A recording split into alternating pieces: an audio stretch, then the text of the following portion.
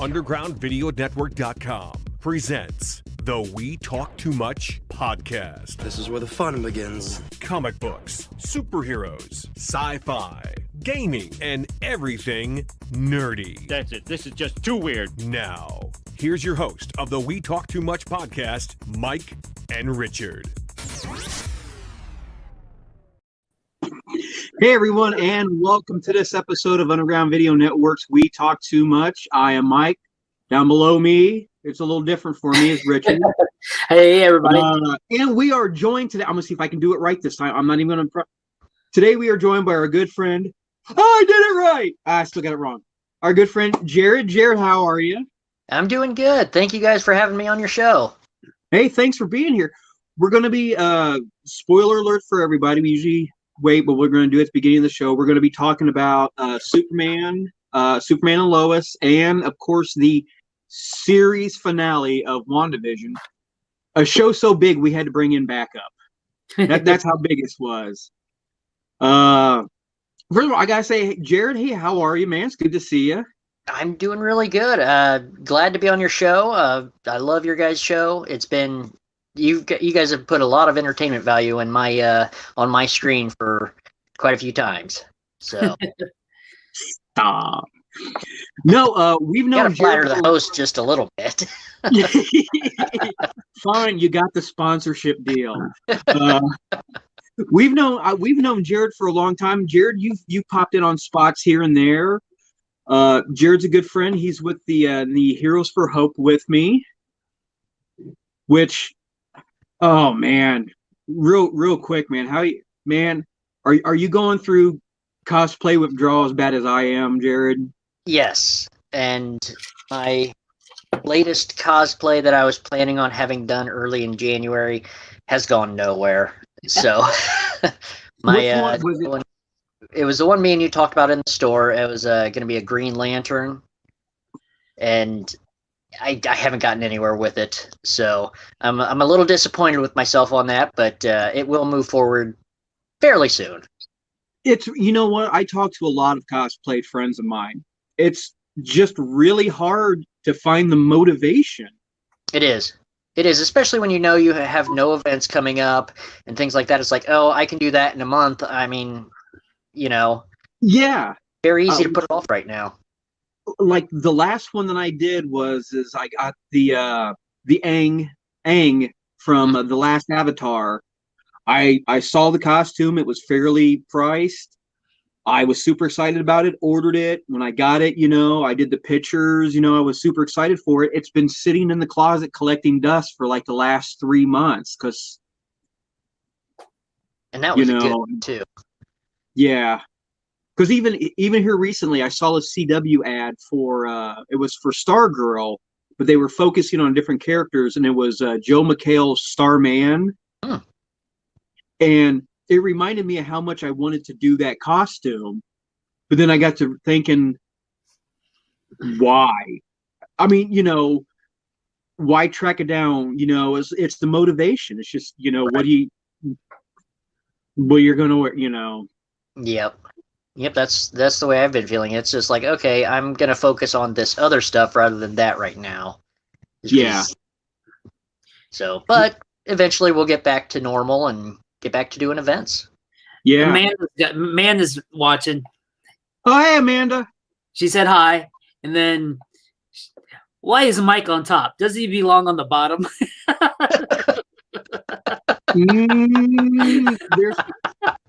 I'm pretty sure there might be a kid or two watching, so I'm going to leave the top and bottom jokes out of it. I'm going to... How's it going, Amanda? But hey, something we can talk about, it's a great segue, because one of my favorite of your cosplays is The Flash. We had the season premiere of The Flash this week. It felt weird because it wasn't actually a season premiere episode, but because of the way everything got moved around, it got moved to be a season premiere. It was good, but because of the timing, it didn't feel like a season premiere. Yeah, and it's felt like it's been so long since the last episode that I honestly, when it first came out, I didn't even realize it had come out. I'm like, oh crap, I've got to watch this now. So, and because they didn't leave it on a season finale, there was no like cliffhanger. There was no expectation. There was no waiting. Like, oh, what's going to happen? It was just another episode. Yeah. So, but I think they took back track. Yeah. It was good to see, Barry again though, and they had to put that one out there because they got rid of the Wells character, or whichever version for this. So he's not coming back. So this was and I think some of that was already pre-filmed, and they just didn't quite get that done because of all the COVID-19 shutdown last year. Yeah. Which I'm really bummed about, man. Harrison Wells was one of my favorite characters on the show, regardless of which incarnation he was. Just the Tom, what's his name? Tom. I want to say Welling. I know it's not Welling. Yeah. Cavanaugh. Tom Cavanaugh. I loved him on the show since episode 1, season 1. Yeah, I liked him in Scrubs also. Oh my God, it's JT's brother. Yeah. Yeah. So. Oh God. And Ed. Even way back, the lawyer in the bowling alley, man. I love that guy. But I loved when they let him just like fly off the handle. It's like, all right, this Harrison Wells is French. Go with it, It's like they just let him go. I will say one thing I really did appreciate about this episode is they gave Grant Austin a chance to have fun on the show again. Yeah. Seeing him do all the different Wells impressions, I think he needed that because, man, dude, when did it become unanimous that The Flash was the bummer series now? Man. Yeah, the last few seasons weren't the greatest, really. I don't know what it was either, really. I can't pinpoint it, but they just weren't as good as the earlier seasons. But this episode kind of, it's kind of like what Smallville did after really Lex left. The show had gone downhill, and then middle season 8, season 9, it really picked back up and was one of the best shows out there again. So it feels like this show's doing the same thing. It's picking back up. Yeah, because I think they needed to change stuff up because I think it was drawn out too much, and they were trying to force it to go into crisis. Yeah. Yeah. And I think that's what it siphoned a little too much off of the Flash, and they were concentrating on getting it ready for the crisis. So yeah. And I think they have to do a better job with the show in general because they're not going to have the promotions where they're going to have Flash and Arrow team up anymore. Exactly. So they've got to really pump up the show because they can't just, hey, watch the show for the team up that's coming up, stuff like that. Yeah, we don't have a team up to look forward to now. Not really. And what made those two shows so great is they worked well for each other. Arrow was the dark and gritty, kind of more serious. Flash was the lighter, brighter superhero. And it seemed like after Arrow left, it like sucked up all the grimness. Yeah. Like every other episode, somebody dies. And yeah. That and the Flash sometimes drug story arcs out a little too much. It's like Iris was trapped in that glass world for how many episodes last season? I mean, it seemed like it was 3/4 of the season. Oh God. And the fact that they went on COVID break. Yeah. And when we came back, she's still in the mirror universe, makes it feel that much longer. Like I was watching that episode going, Jesus Christ. Yeah. Yep.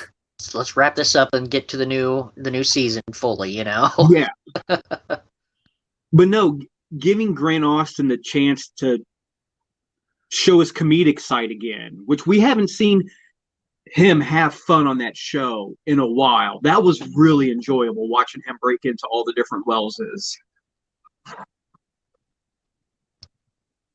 So, yep. Superman's been good. Yeah, Which I'll say that was the one nice little tie-in. Which the way they handle crossover still bugs the hell out of me. Was at the beginning of the Flash when she was having the dinner with Barry, and she said something about, "Oh, these were great." And he's like, "Yeah, I got this recommendation from Clark." That was a nice little nudge. Yep. I think they're going to do well with this Superman, this show, because it's not, I don't remember who I was talking about it with, but we were talking about the actual comics, and it's, Superman fighting a giant monster. I don't think people really care to see that. I think people really like the interpersonal stories of Superman better. It's like the Lois and Clark show did so well because it focused on Lois and Clark, not Superman fighting a giant monster. And I think if they can focus on that, Smallville kind of did the same thing. Clark, his relationship with his parents, Lana, Lois later on, him finding out about his powers. It wasn't, I'm going to go punch this giant monster. No one cares about that. And if they stick to this the way they're doing it right now, I think they'll do just fine. Hey, it's already been renewed for a second season, so they must be doing something. That. Good. Yeah. I didn't know that. That's great to hear.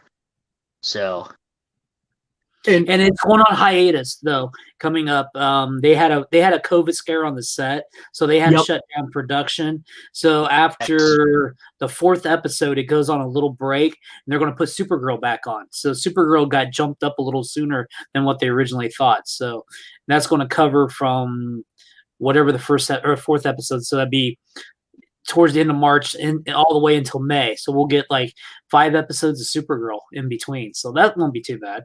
Oh no, that's not bad, and that's understandable in a world with a pandemic. I mean, stuff's gonna happen, Yeah, and like Mike and me was talking, they don't have that luxury where they put just one show out every week. They have multiple shows. So, you get multiple shows per week. So it's kind of nice that we're going to be stretching things out a little bit, because that'll take us all the way into the summer then with, Superman and Lois. So that'll put us up there when Stargirl comes out, and then we'll get rest of Supergirl. So it should be pretty interesting. Yeah, I mean, I have no problem with the way they're going to do this, especially with, COVID scares and everything like that. If they can kind of keep a rotating schedule or anything like that, I think it'll work just fine.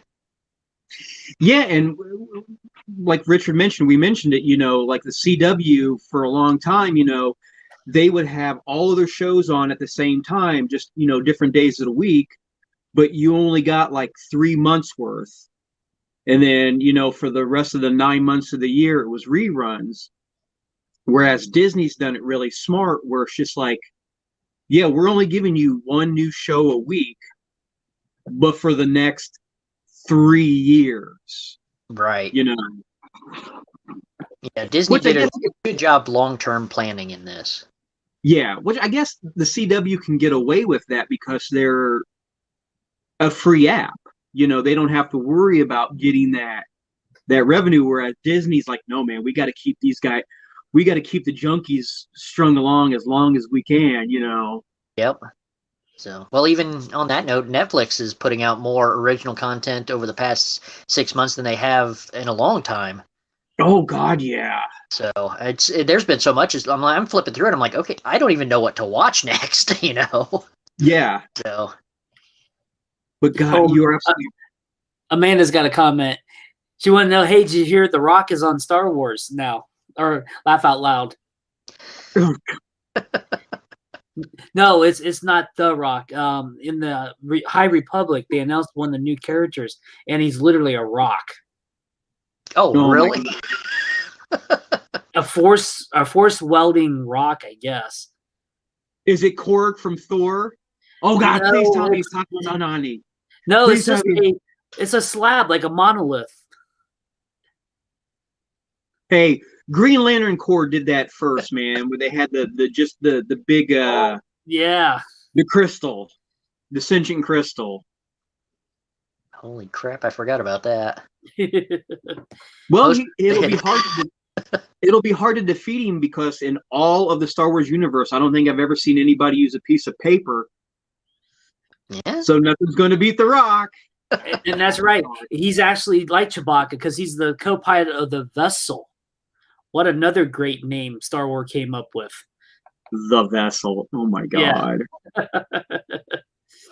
It's going to be great. The High Republic. What do you guys think of that series so far? Have you guys been reading it? I haven't read much. No, I haven't. Yeah. So it's not bad. I don't care about the characters as much right away. Mm-hmm.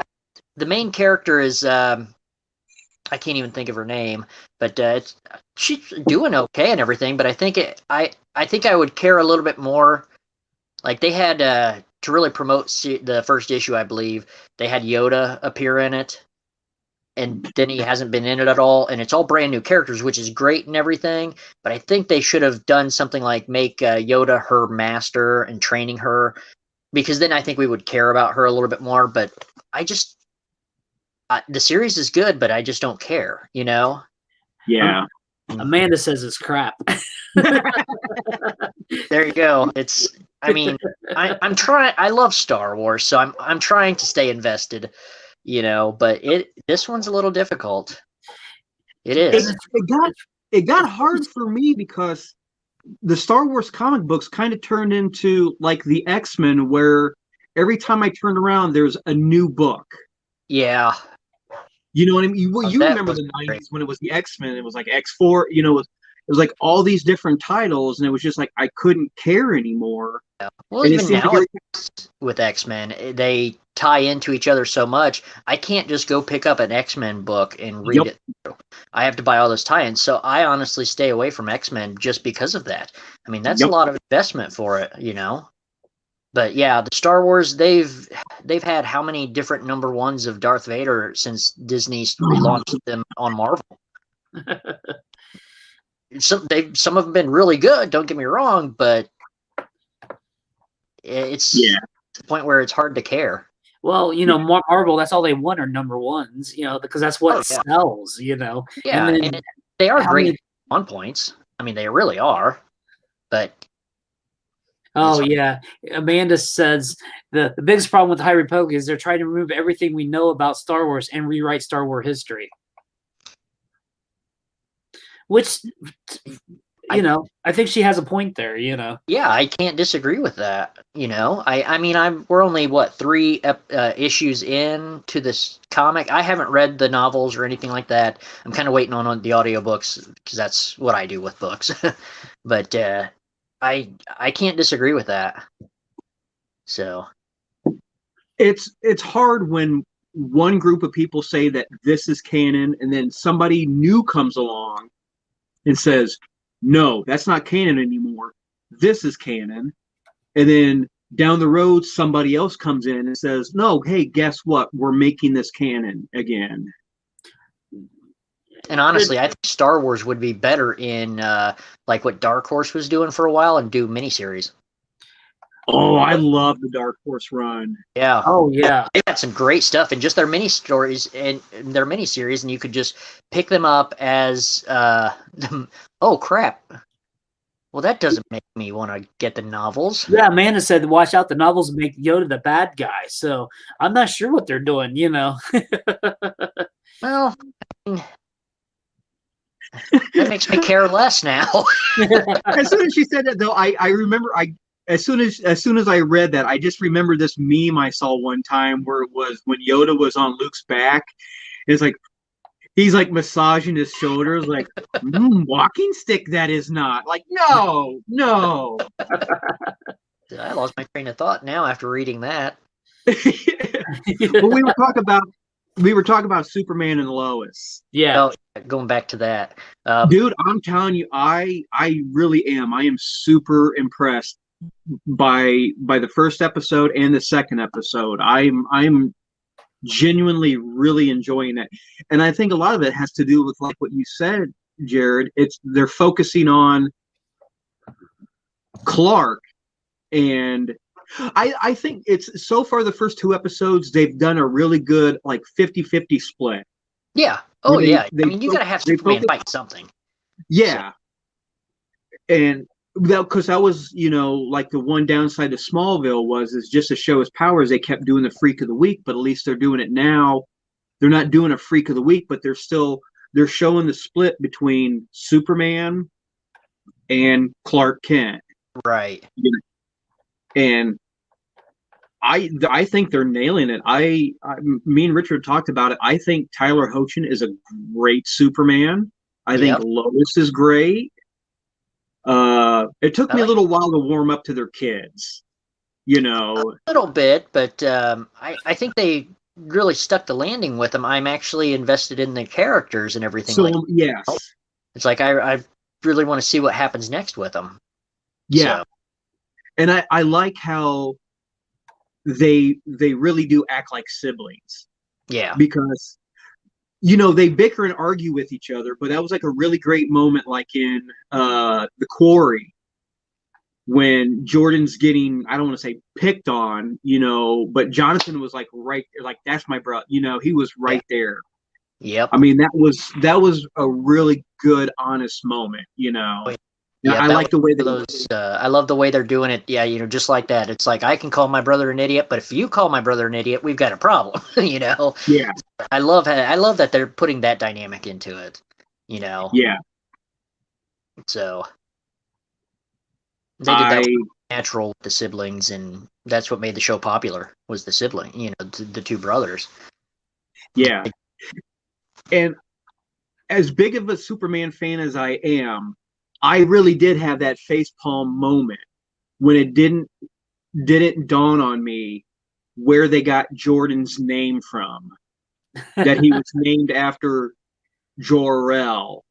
As soon as he said that, I literally was like, how did I miss that? It's like, and it was beautiful. It was perfect. Yep. But man, what most Earthlings would know and not think twice about. It's not an alien sounding name, but it still gives them that homage to Jor-El. Yeah. There was one thing I thought about though, and me and Richard talked about it. And you mentioned the crossovers. CW does so well when it's actually crossover time, but when it's the normal season, they'll drop a name or two, but they handle the universes being crossed over poorly. Because it didn't dawn on me until I rewatched the first episode when we're at Martha Kent's funeral. Where was Kara? Yeah, Where was she would be Supergirl? there. She would have been there. Yep. And because me and Richard talked about it before, that was the problem I had with the first couple episodes of Batwoman, was the fact that they made such a big deal about Kara and Batwoman, Richard, Ruby Rose. Katie Kane. Kane. Yeah. Having such a bond that Kara trusted her with kryptonite, but you're telling me that after it made national news that Kate's plane went down, Supergirl's ass wasn't flying over the bay, X-ray. They really handle the crossovers poorly. And I thought about that, like, damn it, Kara would have been there for the funeral. Yeah. Well, maybe she's gone some off. Maybe in between the episodes after all that mess in the last season finale, maybe she took off and went into sabbatical or something, Which would have been fine, but that would have been like a nice nod, It's like, well, here's something else. Wait a minute. The boys just found out that their dad is Superman. Well, if you're Superman, is cousin Kara, you know what I mean? Right. Like they're smart kids. They figured it out on their own. It's like, would that mean that cousin Kara is, Of course, they're going to introduce a new Supergirl. True. Well, you know what? We talked about that too, Richard.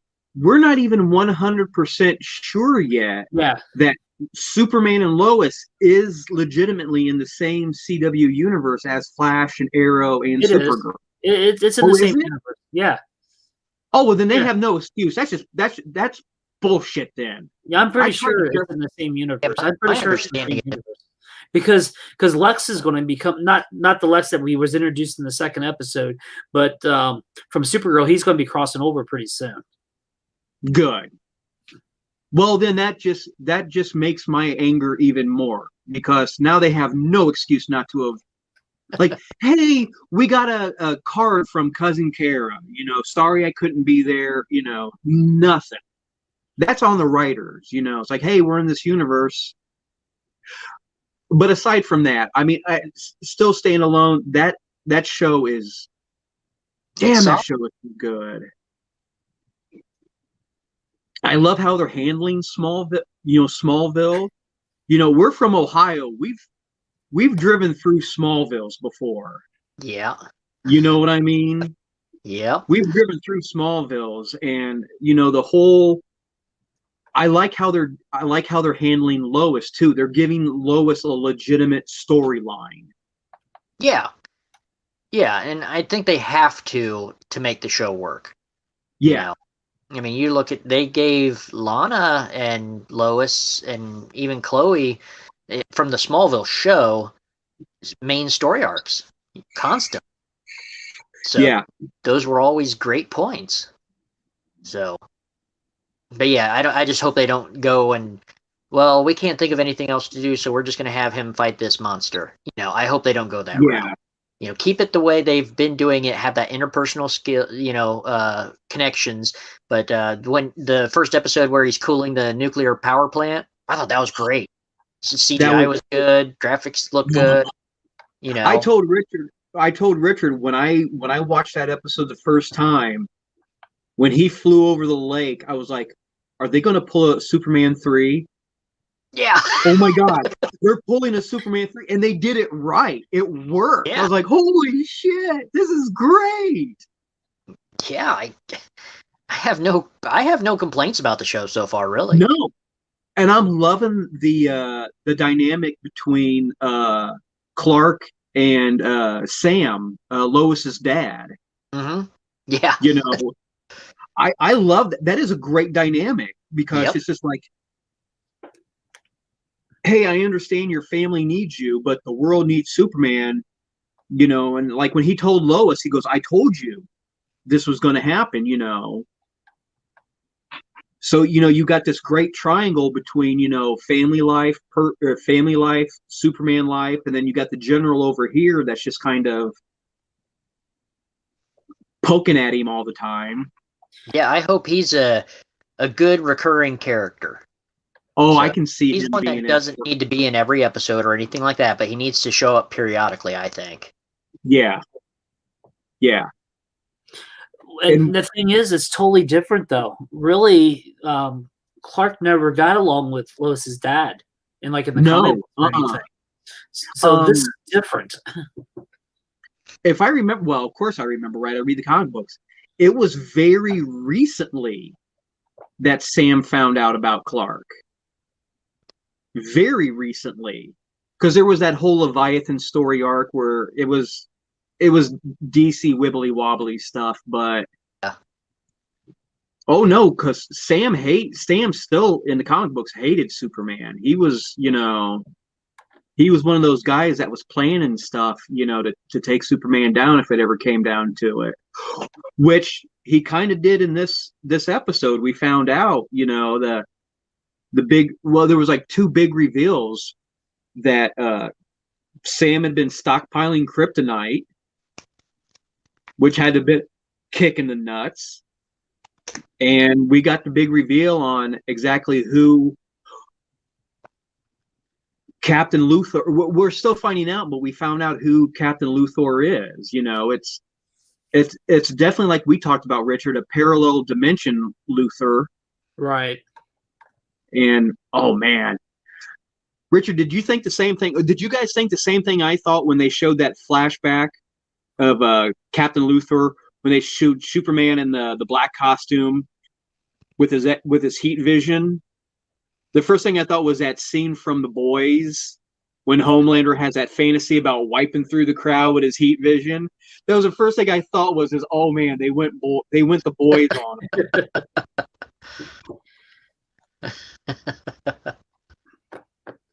Well, they said they're going to start putting more money into the CW shows.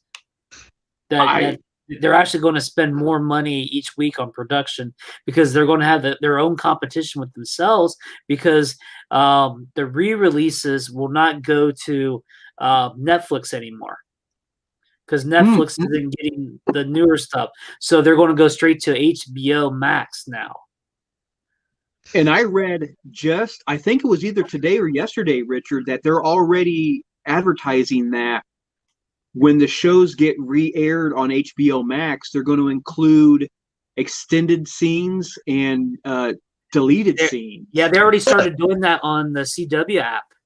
The version that's on the CW app is not the same that was aired over the broadcast network. Really? Yeah. Oh, awesome. Yeah, there was extra scenes added now on the CW app. If you watch it on the CW app, there's I can't remember how many minutes extra. I was trying to watch through it again because I watched it on the over air because I have Spectrum cable. So I watched it when it was originally broadcast. And I was trying to figure out the difference. And it's not as noticeable as what they're saying, I don't think. Yeah. Probably just like an extra minute or so of dialogue or something. I'm going to have to watch the whole thing. I didn't really have time this week to watch the whole episode again because that's an hour. That's a long time. Yeah. Yeah. But I love the genuine family dynamic of Superman and Lois. With them and their kids. I mean, I hate to use the word realistic, in a show, about Superman. But I mean, that's a family, man. That's not your typical sitcom, oh, everything's going to work out by the end of the episode. They're dealing with the real family struggles and everything. Yeah. And the one thing I did really appreciate was everybody, makes fun of Clark with the glasses and everything. But that scene where Clark shows up at Jonathan's football game and he's got the glasses and he's got the beanie on, I was like, it reminded me of Christopher Reeves. I'm like, I'm buying it. You know what I mean? I could see how he wouldn't be recognized. Oh, and that's the other thing that Tyler Hoechlin has going for him is he's not like Henry Cavill or even the guy from Superman Returns that's 6'4", Brandon Routh. Brandon Routh. Yeah. It's kind of hard not to notice the 6 foot guy in the room. Yeah. Yep. Tyler Hoechlin is just, I don't want to say average, but he's just normal enough that he can slip between those two worlds. Yeah. Yep, and Tom Welling, he was a huge guy too.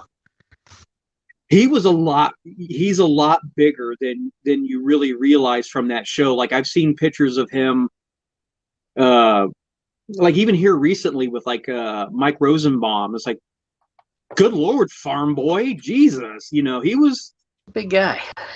Yeah, he was a big guy. But like I said, I loved it. I loved seeing it might have been a parallel dimension Superman, but see him in that black suit, man, that was awesome. Yeah. I hope we learn more about that here coming up. Yeah, I would love to see, I don't need to see that actual Superman in this show, but I'd love to keep seeing some flashbacks or something like that, So yeah, find out what drove that Clark to be that way. Right. And it was I was going to say, they're still laying the foundation for the show, so they don't need to bring that stuff in yet. So.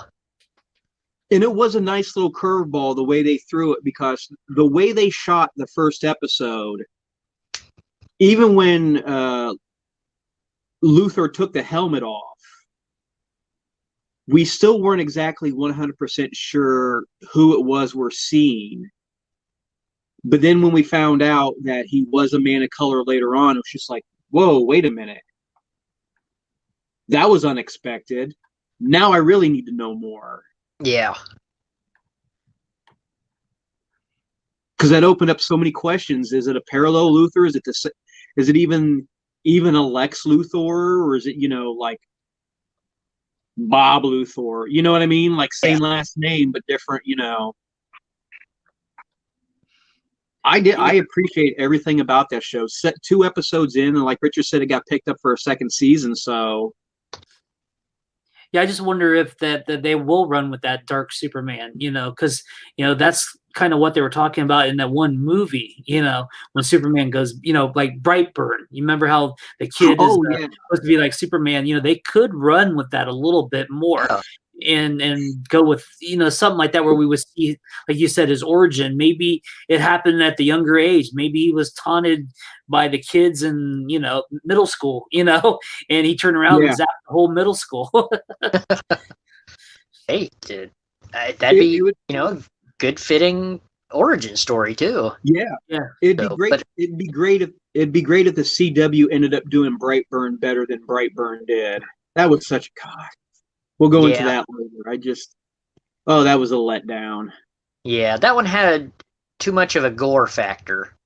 Like the glass falling into the lady's eyes, and the guy with the steering wheel. Yeah, I mean, it was all pretty horrific and everything, and they're doing an evil Superman baby kid that's growing up and just gonna rule the world. But there's gonna be a little gore factor, but they could have dumbed it down a little bit and gone with a more put more of their efforts into the story rather than the special effects at times. Yeah. So. Yeah. But hey, speaking of people who go bad, this is a good segue. we're still working on that. Definitely, we're going to be talking about WandaVision. So if you have not seen it yet, for those that are watching, you definitely want to turn away, because we're going to go full bore on this. I just got to say, right out of the gate, I love the finale. I did too. I know a lot of people were disappointed because it didn't meet their expectations. Well, there were so many fan theories and everything out there that it wasn't going to live up to that. No. And the heroes, or the not the heroes per se, but the characters of this show was Wanda and Vision. They're named literally in the title. This is a show about them. I mean, you look at all the Marvel movies, Captain America, he was the hero in his own movies. Thor didn't show up and save the day in his movies. So the Fantastic Four weren't going to show up in WandaVision and save the day. I would have liked a nod. I think that everyone's place for them was when Rambo was talking about that aerospace engineer, and that would have been a great segue for the Fantastic Four to show up. Yes, but I don't think the show lacks anything by not having them in there. I thought the show was fantastic all the way through. I love that Marvel did something different. They did, I mean, the story arc with the sitcoms. Those were great. I loved the first episode. I was hooked after the first episode. Oh yeah. I mean, regardless of what people say about that last episode, I firmly believe this, that WandaVision will be talked about for years to come when it comes to quality television. Yeah. I mean, this is a show in 6 months I could say, I don't see anything else on TV. I'm going to throw this on, I think I'm planning on it not anytime real soon, because I'm still kind of processing everything, but that is going to be one that I would really like to sit down and Yeah, binge watch the crap out of those. Yeah. But you're absolutely right. The show was good enough on its own that it didn't need to rely on having Doctor Strange show up to save the day, or even a cameo. It was strong on its own, and it started on its own and it finished on its own. Yep. Well, that's what Kevin Feige is going with. He actually literally said at that last press conference that you would not have to watch this to be able to watch the second Doctor Strange. Yeah. That these are going to stand, if they're on the Disney Plus, these will stand on their own. They're not going to be necessarily tying. I mean, they're going to have little pieces, but just like you didn't have to necessarily watch. Let's see, how do I want to say like one of the Thor movies to understand what the Avengers was. Right. If you didn't like the Thors, you don't have to watch the Thors, but you could still appreciate the Avengers. Right. That's just like this. You can watch Wanda and Vision, but you didn't have to necessarily watch this. Then we'll have to watch the other Avengers movie. It'd be nice to go back and rewatch Age of Ultron, because I did, and I saw a lot of pieces and similarities where they took stories from. But I think how they're going to do all these maybe down the line is it's interconnected, but they stand on their own. And it's their own thing. And I think that's where fans were screwing up. They were wanting so much of the Marvel Universe to tie in that they keep forgetting this is Wanda and Vision, like you guys said. This is what it's going to be. Don't worry about having your guest appearance with Doctor Strange or whatever. I mean, there was name calling. She's more powerful than the Sorcerer Supreme. So you did get your name call. And that's just like, how we used to talk about Agents of S.H.I.E.L.D. You had little pieces here and there, but it really never was part of the cinematic universe. It never felt like it. I mean, it tied, but at the same time, if something happened there, it didn't affect what happened in Winter Soldier or anything like that. It didn't have anything to do. Yeah, I mean, it did, but it didn't. Because think it had to do it. Yeah. And what people forget is the official timeline is like the first episode of WandaVision literally takes place like 3 weeks after Infinity War. I'm sure everybody else had their own shit to deal with. You know what I mean? Right. It wasn't like they just had the opportunity to, hey, something weird's going on. No, everybody's got their own thing going on. They got to get their houses in order. And I mean, it was New Jersey. Who pays attention to anything that happens in New Jersey? That's why Jimmy Woo went there. That's why you had a secondary character step up and become a primary character. Dude, I'm telling you right now. You guys remember that after the Avengers, when they were talking about Agents of S.H.I.E.L.D., the Save Coulson campaign, it was like at the cusp of the internet, when the fans are the ones that really were responsible for Phil Coulson coming front and center. We need to do that for Jimmy. I really want Jimmy Woo to be the next phase Marvel's Coulson. I want him to be that like spiritual link or whatever. You know what I mean? I want him great if he showed up in Winter Soldier and Falcon. I think that would be awesome if he started to show up in each one of them as, one of the minor characters, but it just kind of keeps the glue all together. So his character progression from Ant-Man was just great when he was doing the little magic tricks here and there, and then he broke out of his cuffs later on, I thought that was great. When he flourish. I was like, my God. I'm telling you right now that if he's not in Ant-Man Quantumania, God, please tell me that's a working title. If he's not in Ant-Man 3, I will effing riot. Because I just need one scene where he like he goes up to Scott and goes, "Hey, what's that behind your ear?" You know what I mean? I need him to do close-up magic to Sky. That would be pretty good. And what I would really like to see too is him being more acceptable of Ant-Man. You know what I mean? Like, yeah, I've worked with these superheroes before. I appreciate you now. You know what I mean? I'm not the FBI guy trying to nail you. I'm here to help you. That's just what I want to see. Yep. I think another one of the things that this show could have had is kind of reveal who Marvel's big bad is for Phase 4. If they're even going to have one. I still don't know if they're going to have one. But, but the big fan theory was Mephisto. And I think they could have done something with that, but I don't think it was needed. The way it ended, I'm okay with it. Same here. I really thought, like in my mind, I thought this was going to set up the rest of the movies and shows and stuff like that. But it's like Richard, you just said, everything's standalone, but they're going to mention each other or something like that. So it's nice that they're doing that. So I'd like to see what happens next. I think this show could have had one more episode. Yeah. It's like, well, where did White Vision go? And I'd like to see, just a little bit more. I mean, I think they'll. I mean, it's Marvel. It's the Marvel Cinematic Universe. We're gonna get the answers, or they're gonna wrap things up in a nice bow, like they did with the phase 1 through 3. Yeah. I really think they'll do a good job. It's just like, it just seemed, I don't know. The show was good enough. I wanted one more episode, I think, is what the ultimate comment would be on that. Because it's like me and Richard, we've talked about it before, where it seemed like the trend for a lot of the shows that came out recently was there was too much of it. It was like 12 episodes when it could have been 8 episodes, or 8 episodes when it could have been 6 episodes.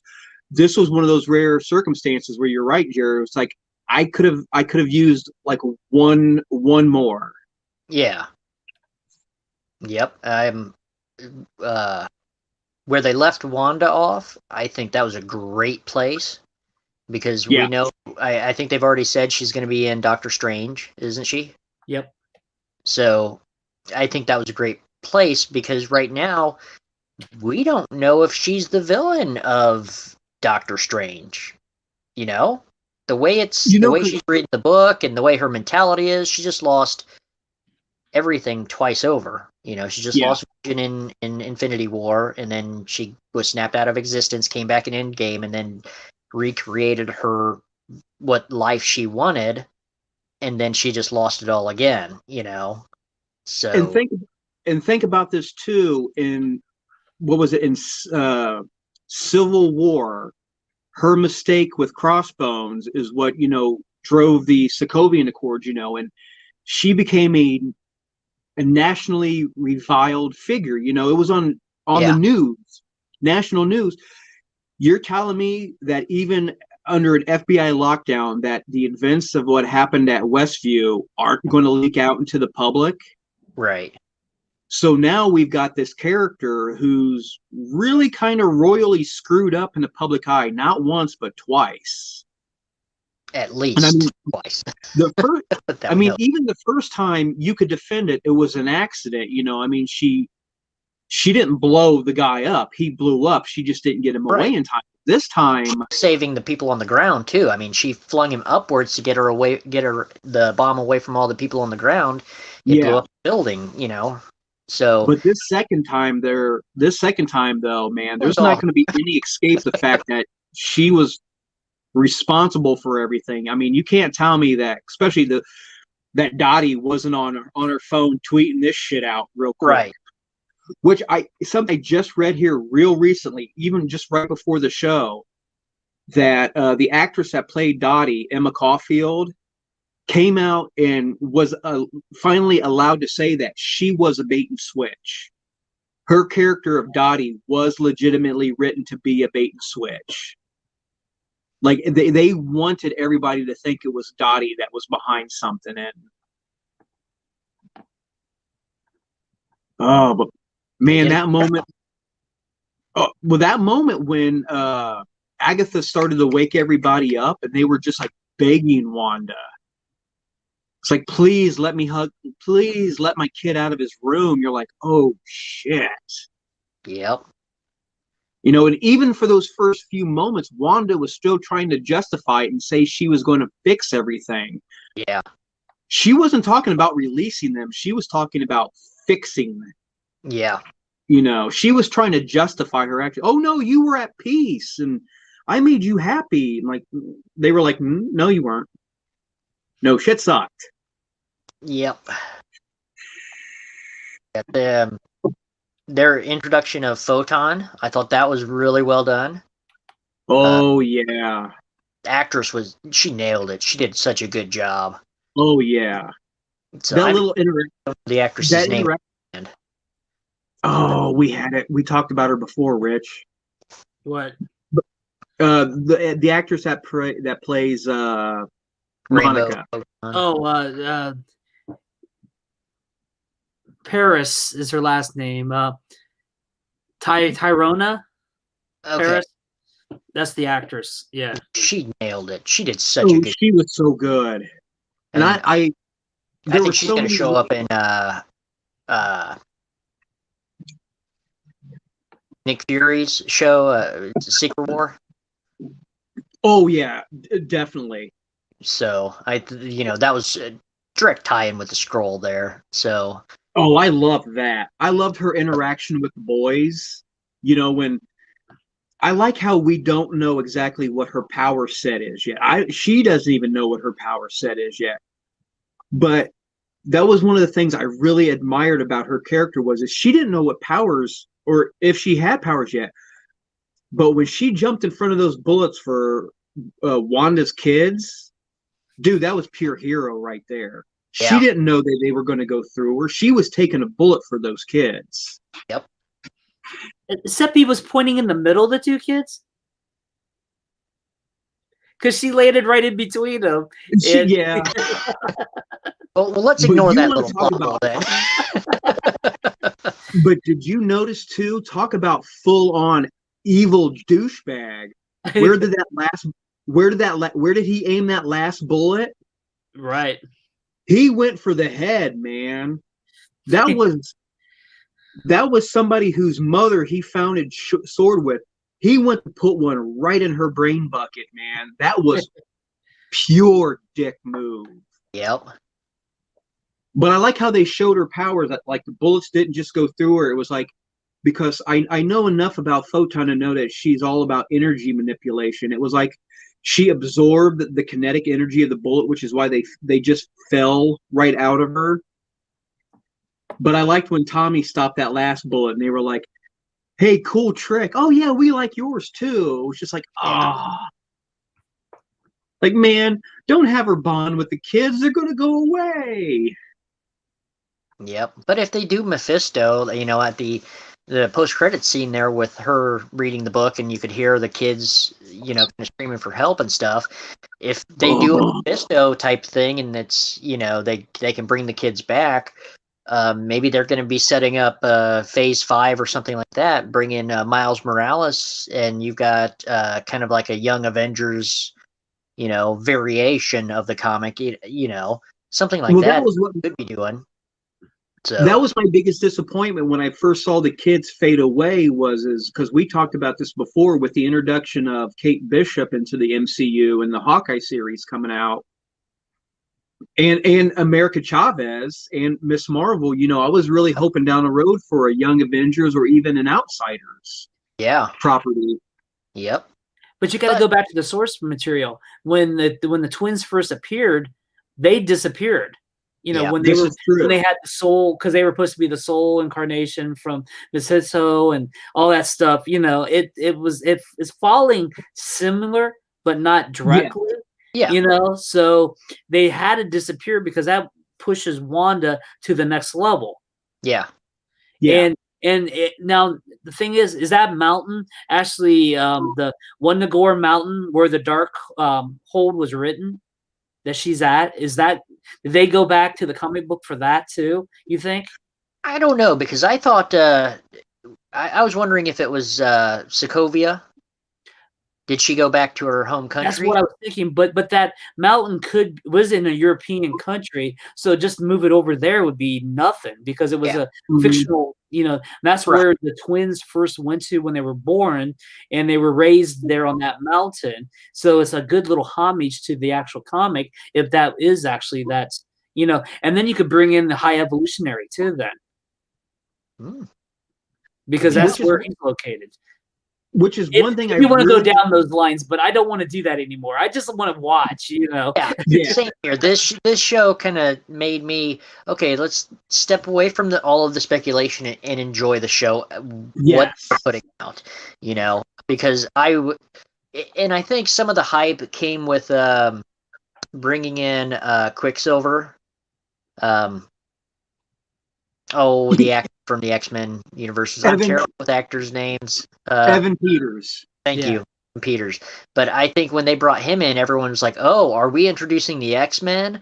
And we're talking about aerospace engineers. Are we bringing in the Fantastic Four? Is this happening?" They just left all these wide open questions that ultimately went nowhere for fan theories and everything, and they focused on the show the story that they were telling.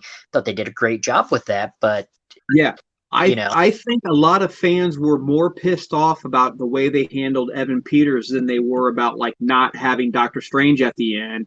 I've talked to a couple of people. Ralph. Well, a lot of them saw it as like it was like Marvel's official, middle finger to the Fox universe. It's just like, Ralph, that was the biggest swerve of the whole show.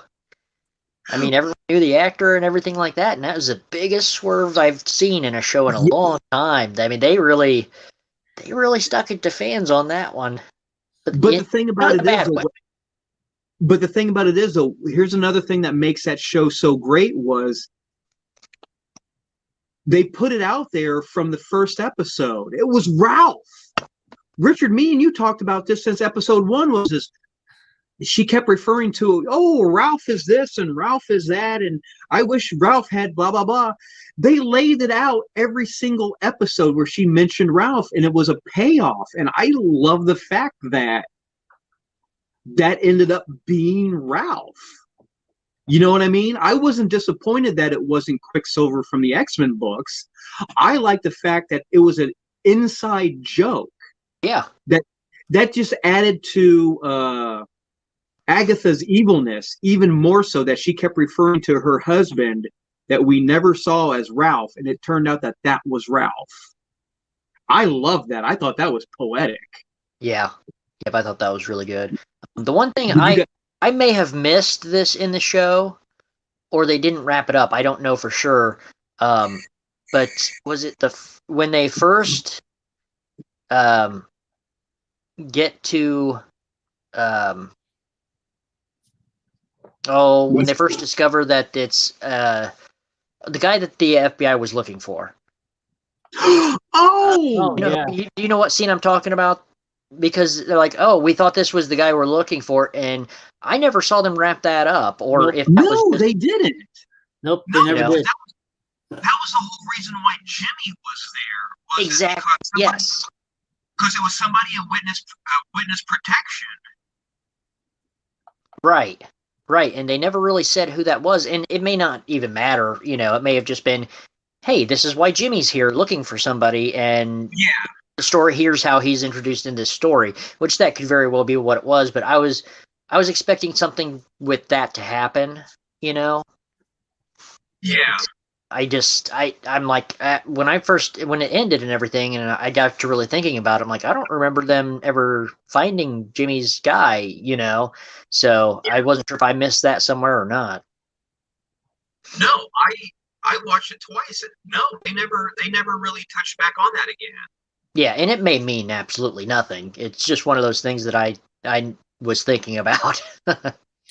Yeah, I think it was just a convenience to get, like you said, get Jimmy Woo there. As a story, whatever you want to call it, like a hook to get him there. Yeah. Another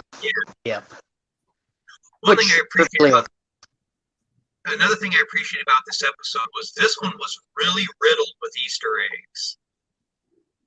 Like, did you notice? Well, first of all, one of the best moments was when Wanda dropped the car on Agatha. And they went full Wizard of Oz, where they saw her boots. Yep. But when she looked under the car, she wasn't there. I was like, oh my god! And did you notice they even called back to it, because when they show the town shifting through time periods, one of the movies on the billboard at the movie theater was Wizard of Oz. Thought so. Yeah. Yeah. I was like, I see what you did there. Nice touch. Yep. And the other thing I noticed the second time I watched it was you could really see that the people in town were still trying to break through, because when they showed the delivery guy driving by in the truck, there was two things. The name on the truck was Presto Delivery Service. Like like the magician word Presto. Yeah. And I like what he said. He's like, "Hey, don't shoot. I'm just a messenger." That was like, it was almost like a subconscious thing where it's just like, please don't hurt me. You know what I mean? It was like his little bit of humanity, like making her like, please don't shoot me. I'm just a messenger. And did you notice what the movie theater title was originally, where it said "putting the fun and dysfunctional"? I was like, oh my god. Yeah, they threw a lot in this. One of my favorite characters of this show was Darcy. Oh yeah. I thought she was such a good fit in this show, and I didn't expect her to show up at all. I never even gave her a thought. No, nothing on the radar for that, and she just kind of shows up, and I'm like, holy crap, that's awesome, Yeah. And she fit really well. Yeah, it's like, enjoy prison. Yeah, I mean, I wouldn't mind seeing a Darcy and Wu X-Files type show or something, I will crowdsource or crowdfund that project. The only thing I would have loved to have seen, though, not this last episode, but the episode with the circus where she was in the van. I wanted to see the post credit, like full on after the credits, of her still at that intersection waiting for the red light. That would have been because I mean, at the end of the episode, we don't see her again until we see her. Yeah, she wasn't in the second to the last episode at all. With Vision, it's like Vision flew away. She's at the light. Oh, we're not doing anything with them. Then they show up in the episode again. So, because everybody, because when it was just Wanda and Agatha, when we had discussions about the show, it's like, oh, I wonder what Jimmy was doing. I'm like, my first thought was, I wonder if Darcy is still stuck at that intersection. Yeah, like that's all I wanted was it could have just been 10 seconds, literally just her sitting on the steering wheel, like seriously, Yeah.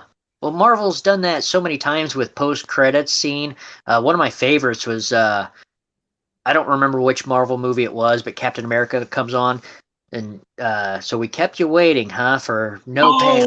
With the white screen behind him and nothing behind him or anything, and he just kind of stands there, kind of looks at his watch, just kind of walks off. Wasn't it Spider-Man, because he was doing all the goofy, so you got detention. Yeah. You got to think about, or so you're studying phys ed. I remember that one. So you wait. He sits in the chair backwards. Yeah. Yeah. Yep. So Marvel's done that stuff just to mess with fans and just, add a little humor to it. They could have, that would have been a nice little touch. But so, what did you guys think of how Wanda handled Agatha at the end? Oh, the thing with the runes. The thing with the runes was that was good. I'm talking about like what she did with Agatha. And that was brutal. Oh yeah. Well, I like the fact that one, she didn't kill her, and two, she didn't just throw her in jail, because I like the interaction that they had where Agatha was like, "You're gonna need me." Yeah. And Wanda was just like, "I know where you are if I do," because that's the one thing WandaVision's been really good about, is not adhering to the comic books, but pulling out real good things that they needed. Like the thing with White Vision, and they pulled what they needed, and they didn't rely on the source material, but they pulled good enough snippets out for people like us that appreciate the comic books. It's just like, oh yeah, the Vision, would be, white, and even showing the footage of when they had Vision out on the table, like dissecting him. That was like almost straight from the comic books too. Yeah. Now I got a thing about how did Sword get Vision's body in the first place? Yeah, I asked that. Richard, get out of my damn head. We never talked about that, you know. And I was thinking, I go, if he was in Wakanda, wouldn't he be? Because he's technically not American because he was made over in. No, he was made in the United States, right? Ultron made him over there, or did they make him in America? Because he made him in America. I think it was in America because I think it was in Tony Stark's lab because him and Bruce Banner were working on it, and that's where Thor came in and put the lightning. Oh, yeah, that's right. Yeah. Yeah. But the actual vibrating isn't. Yeah, the vibrating is not even from America, so it'd be Wakanda. Why would they let that much? I don't know. It just seems weird. Richard, it's weird that you said because earlier, Jared, I was bummed that you weren't there today. When I went to Alter Ego, me and Alex had that same conversation because I brought up that same exact question: is how did an American agency go onto foreign soil and take this I don't want to say property, but take his body? Because you're absolutely right, Richard. As far as we know, Vision wasn't quote unquote an American citizen. Yeah. But the only thing I can think of though, Richard, is because it was stated that he had a living will. True. Yeah. So maybe it was in his living will that he be taken apart. But even still, though, Richard, I agree with you. I would have rather trusted Wakanda.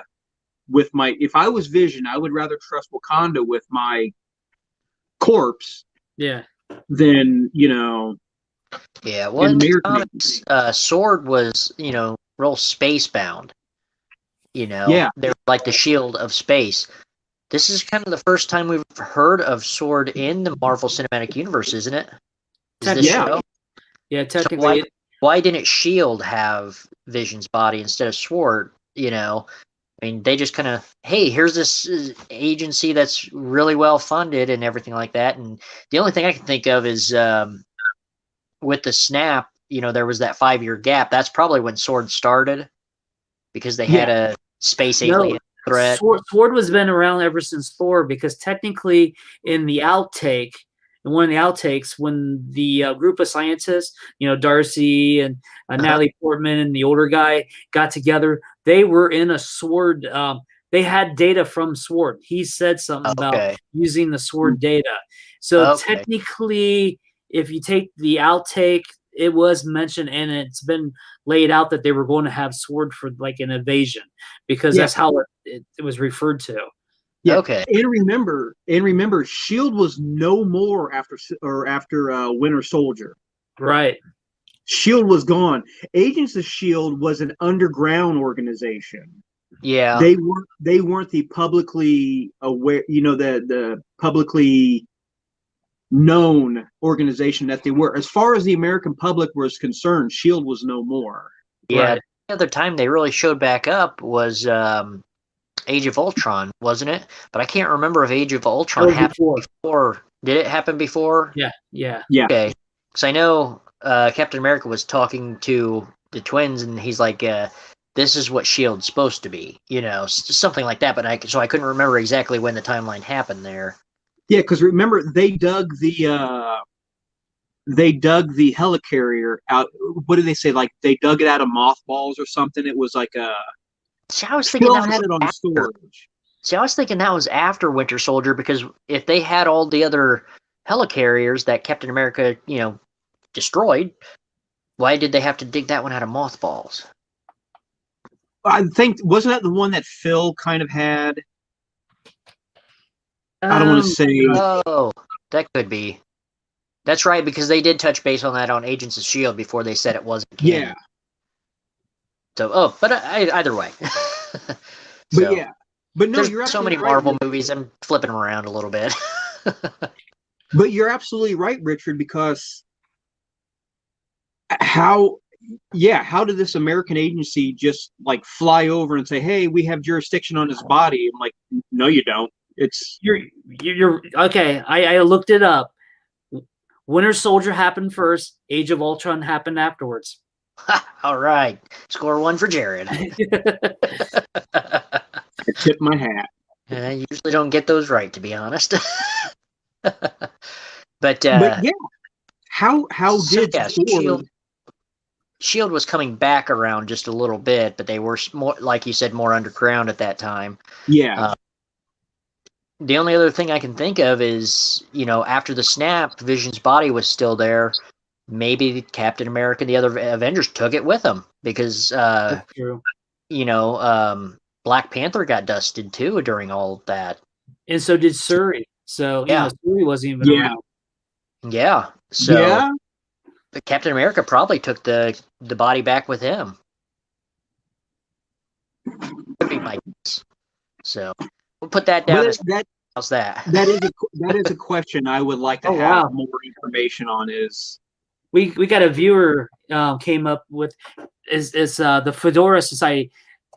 As remember, Captain Rambo's mom founded Ford. So yes, it's reminding us about that.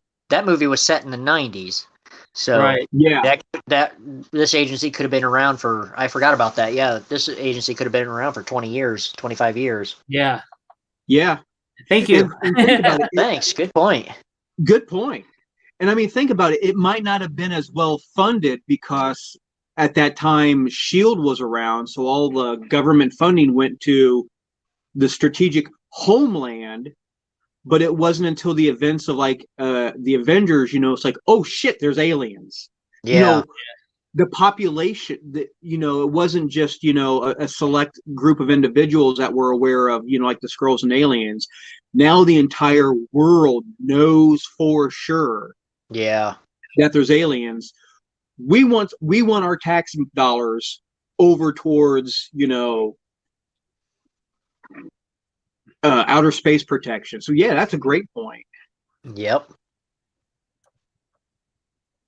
Oh, but no, the fight with Agatha and Wanda, we finally got to see Scarlet Witch in costume, or a proper. Like she fully, because I really liked at the beginning of the fight where she was still denying, I am not a witch. I am not casting spells. I am not who you think I am. And then it was like in that moment up in the sky, where she accepted who she was. She embraced it.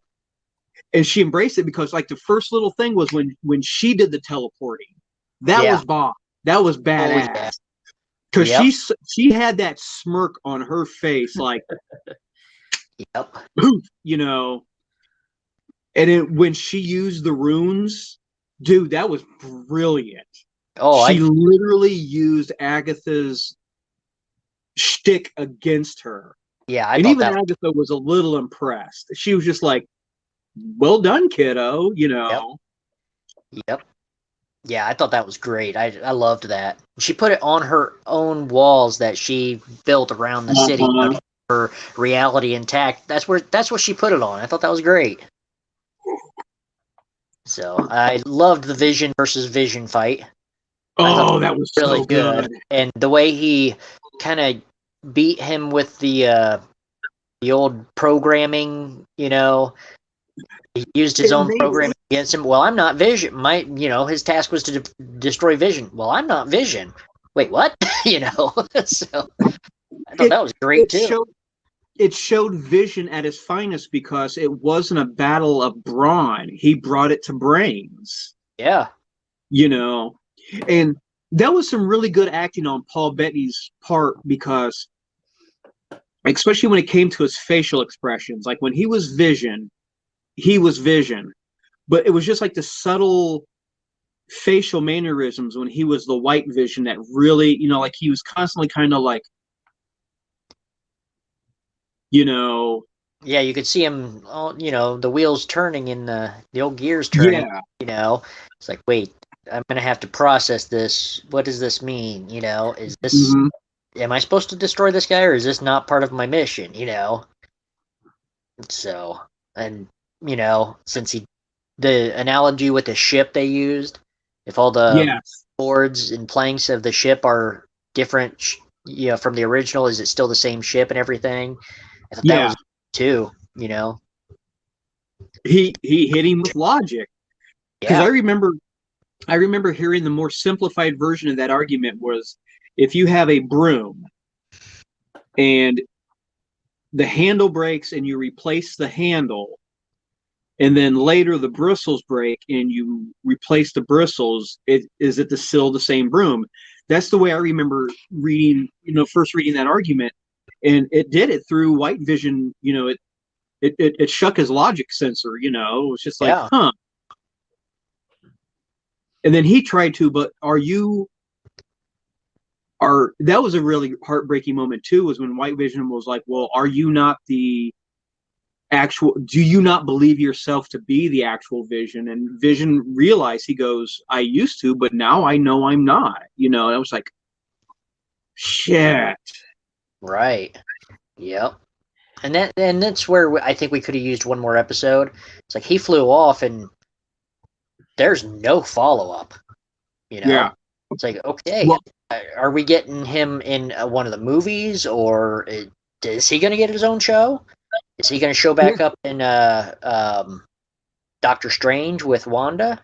There's so many questions that because I'm really wondering if they're not going to go like the comic, if they're not going to draw from the source material again, because the White Vision is Vision.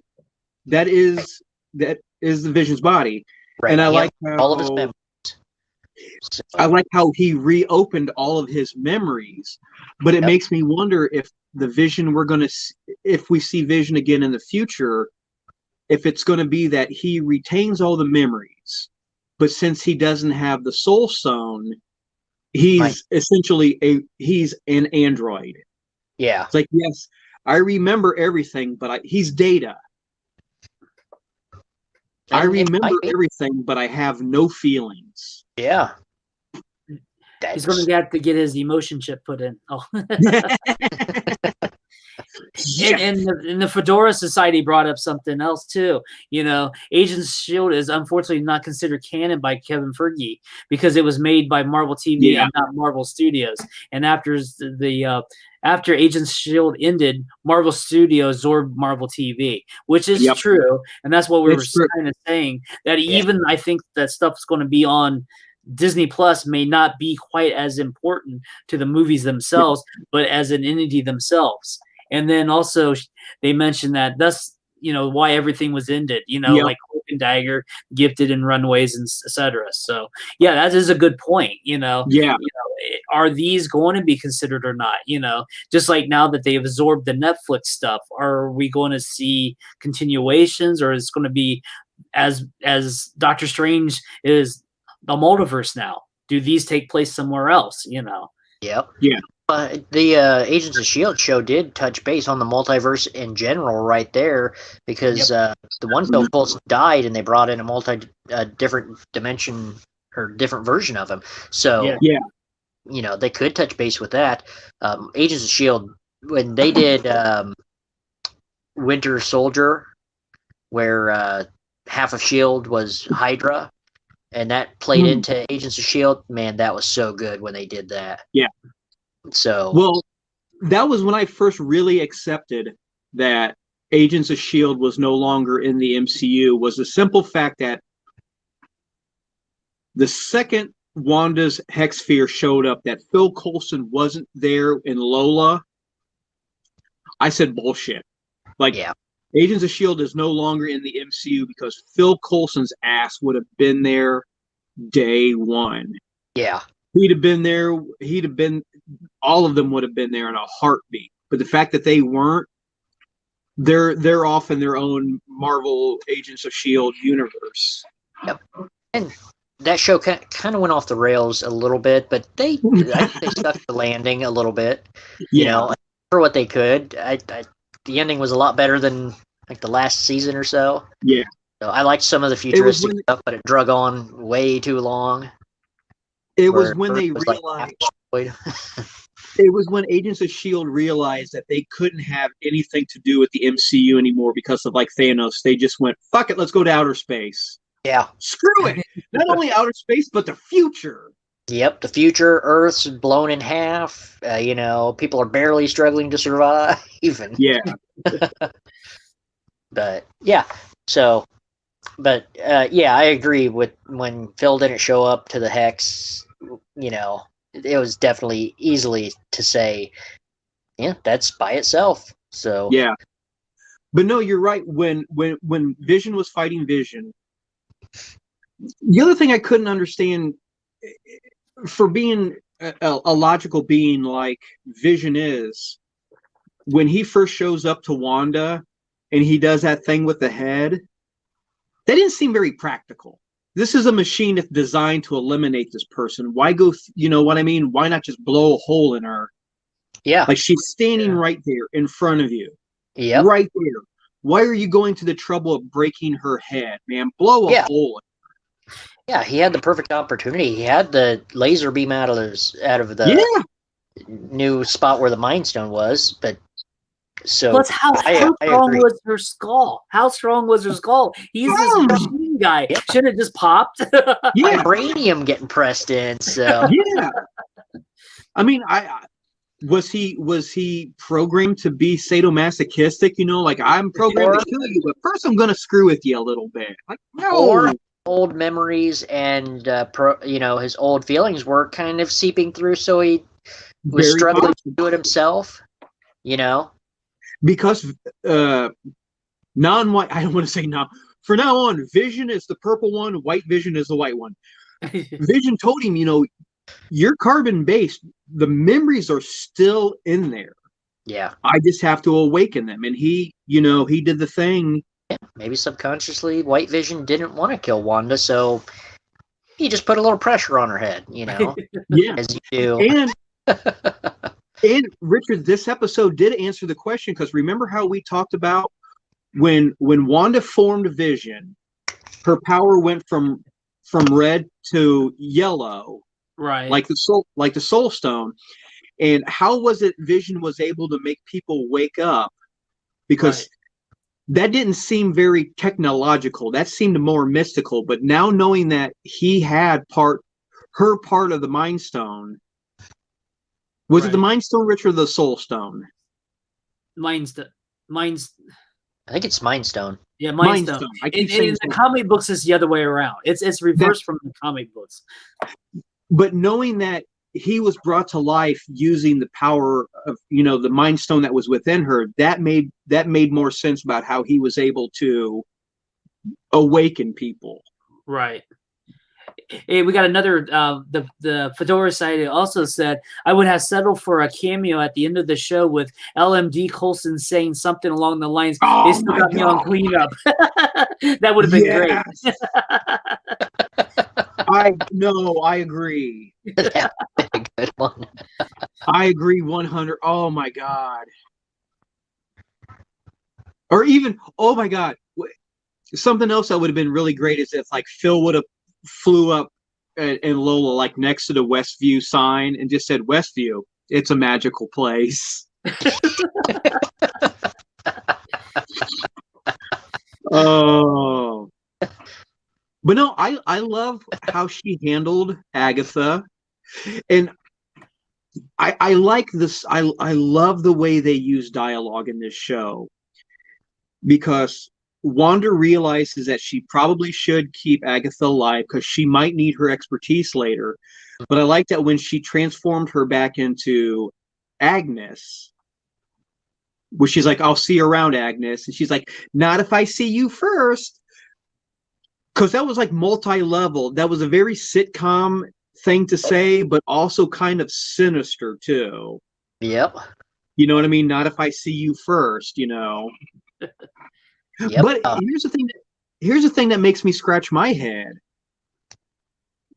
How the hell are the people of Westview going to react to Agnes? Because they know who she is.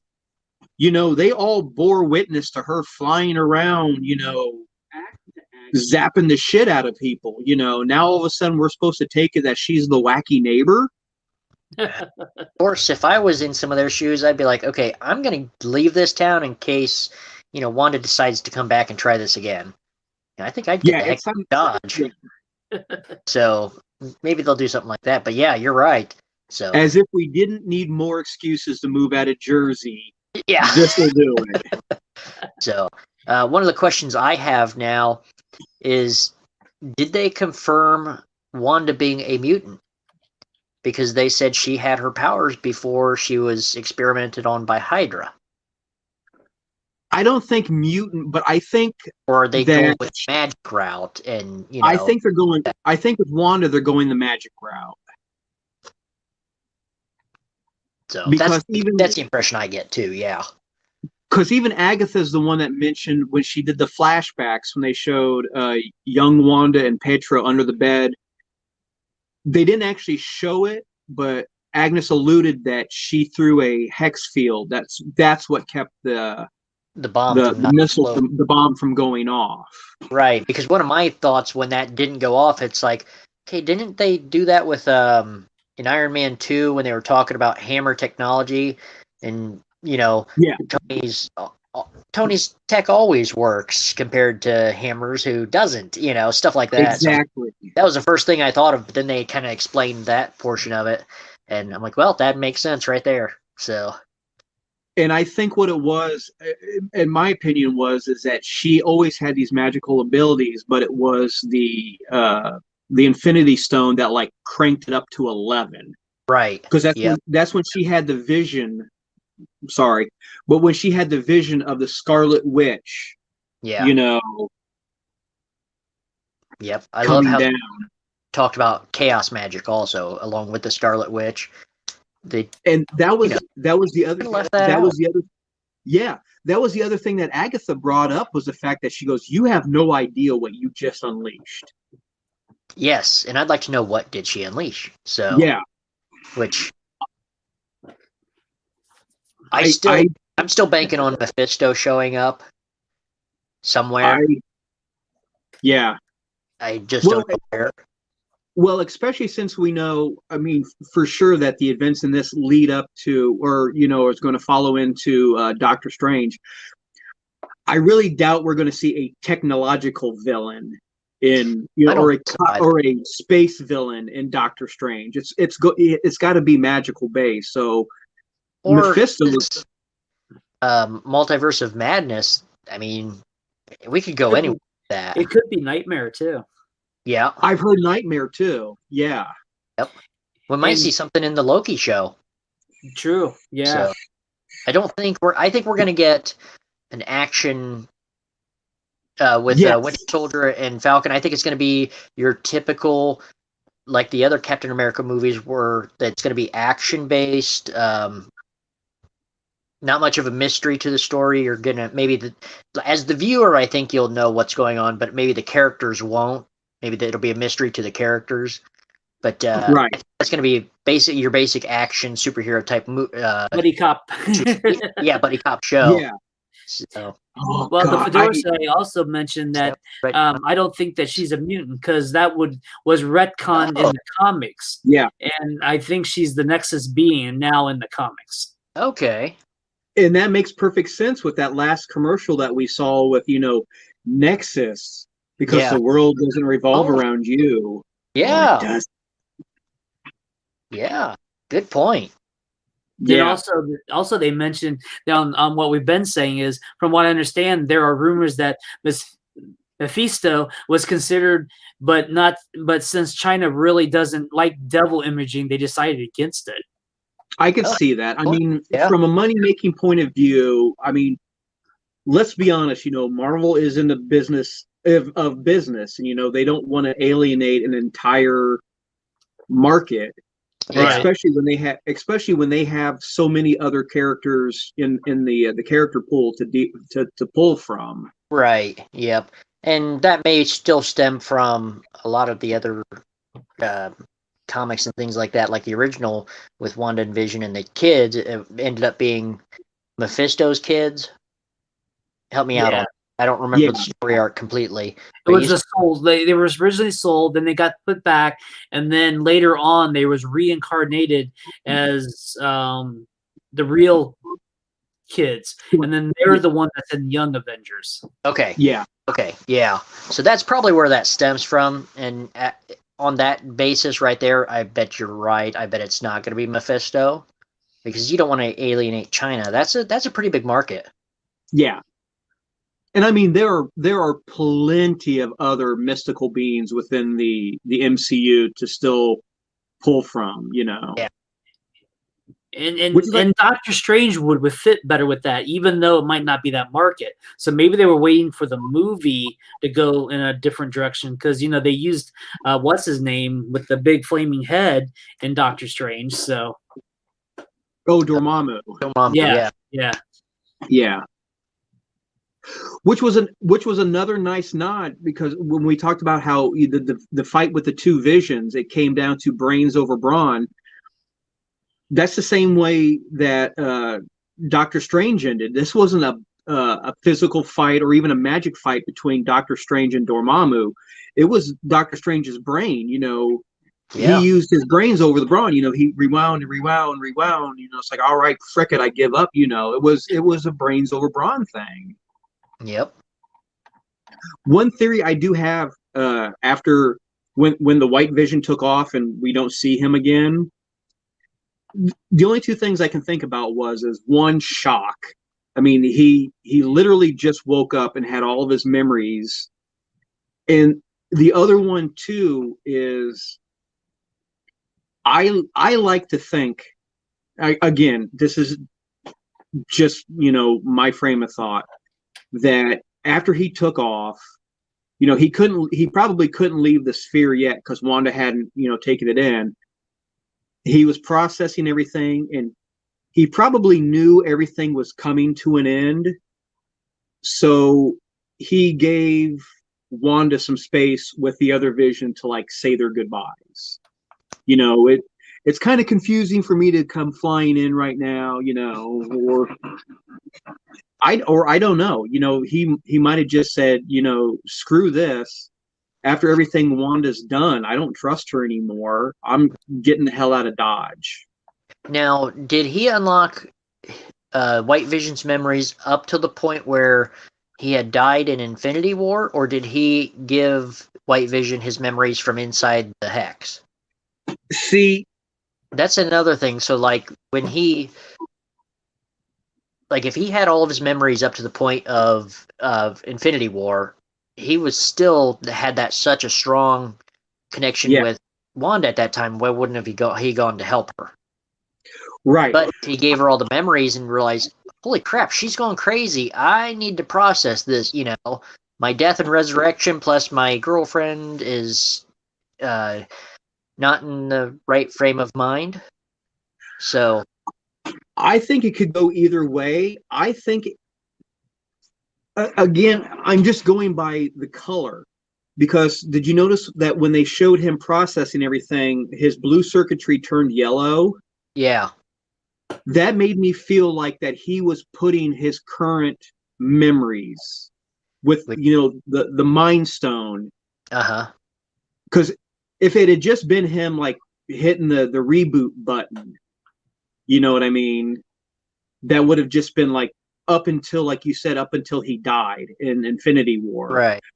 But seeing the way that it everything turned yellow for that one moment had a very Mind Stone feel to it. So I kind of believe that he ennubbed him with all the memories up until that moment. But how did the Hex Vision get his original memories? He didn't have them. He didn't have them. He only said, see what I'm saying? No, he only that said that the original White Vision had those memories locked away in circuitry. He just hit the button to unlock them. He was the just Hex unlocking Vision the memories. did not have those memories. Right. Yeah, he was unlocking those memories and adding to them. Okay. Kind of like he opened up the hard he booted up the hard drive and added new data to it. Yeah. And this is all my data. Yeah, that would probably work. Yeah, but didn't Suri also keep his original programming when she was trying to remove the stone? Because I remember that, because they'd even mentioned too that even if Suri took out everything that was Vision minus the Mind Stone, there was probably still enough left of Vision to be Vision. To be Vision. Yeah. So it was already hypothesized that could happen. So, Yeah. And the Fedora side also was thinking about, I also like that Doctor Strange referenced of Wanda using her astral body to study magic while her physical body was doing her daily routine tasks. That also shows how powerful she is. Yep, exactly. Because they did it in like you said, Doctor Strange. I remember the scene because I watched the movie here not too long ago. The way Strange was able to learn to like constantly be learning everything was they showed that one scene where Doctor Strange's body was asleep, but he was in astral form still reading the book, so he was able to technically be in two places at the same time. Yeah, because Strange could only do that while he was unconscious, right? Ooh, I don't remember. Because he was. That's what. Yeah, because the Fedora. I'm sorry, we got two messages at once. It just blew my mind. Because Strange could only use his astral form while unconscious, is what the Fedora Society said. So that's right, because they would show him meditating, and then he would. Yeah. Well, Agatha did say that Scarlet Witch was more powerful than Sorcerer Supreme, so maybe she can do it while she's awake. Yeah. Yeah. Because if you notice too, when you saw Wanda reading the Darkholm, she was in full Scarlet Witch. Yeah. Yeah. The costume. And can we talk about that for just a second? That costume was really, really well done. Oh, yeah. They did such a good job with that costume. I was very impressed. Yeah. Kimberly just joined and she said hi to everybody and she wanted to know who Jared was. I'm just some random guy that hacked his way into this. Hi, Kim. I don't know if you've met Jared. Jared's one of my friends. I've known Jared for a long, long time, and he's also. You've seen pictures. You've seen his picture. He's the Flash to my Green Arrow. Yep, I work at Alter Ego Comics, helping out on the weekends. I'm one of the weekend warriors there. She's laughing at us. So, yeah, I've known these guys for probably going on a decade. A good decade. Good Lord. Yeah. Something like that. And we've been doing the shows at Alter Ego for over a decade, so yeah. Yeah. But here was the other thing too. It wasn't like an argument, but one of my friends on Facebook, people were so like, of all the things on the show to be for them to be talking about, like, well, whose cabin was that? It's like, was it this person's cabin? Was it this person's cabin? Look, dude, she created an entire goddamn house. That's She created an entire town with her mind. Is it so far-fetched to believe she created her own little cabin out in the middle of nowhere? Yeah. Like we got out of it. We watched her form a house around her. Is it so hard to believe that you're like, oh, I like this little plot of land. Cabin. Wolverine's in the basement. Wolverine's down in the basement because that's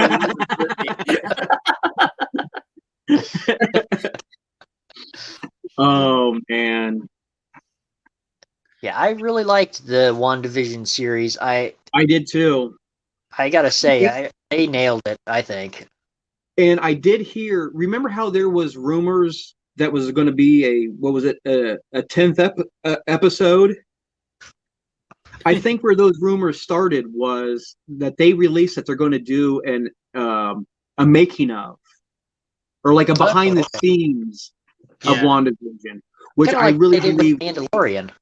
Yeah, which I believe that's where that rumor started. Was somebody had found out, or somebody had leaked something about there was going to be an episode about WandaVision, but it was the making of, and people mistook it for a bonus episode. Yeah, which I hope they do release that. I thought my God. I love the behind the scenes footage and everything like that. And they did such a good job with the Mandalorian one. I really hope they keep doing that. My thing about the entire show is I don't think people are giving.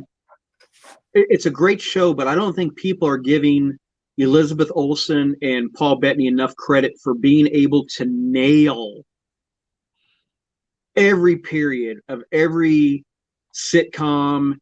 Like, dude, that their acting was amazing. Yeah, when she did the, she started out with the '60s I Love Lucy style actress, and then when you look at what she did in the first episode compared to the stuff she did in the Modern Family type of episode, that's night and day difference. She did such a good job. And then the times too where she would slip out of character, when like her real world was seeping. Man, that was. And Paul Bettany, God, man, I love that dude. I first was introduced to him in Knight's Tale, as Chaucer. And so many people that I know have only really known Paul Bettany from Jarvis to the Vision. And it's like, no, he's got range to him. I've seen him do comedic, serious drama. Their acting in this entire series was phenomenal. And it's a real damn shame that shows like that get looked over when it comes to awards time. Because I'm telling you, I don't know when they are, Emmys, Golden Globes, what the hell ever show would cover these awards. But man, they truly deserve something for their acting in this show. Yeah, I'd agree. They did such a good job.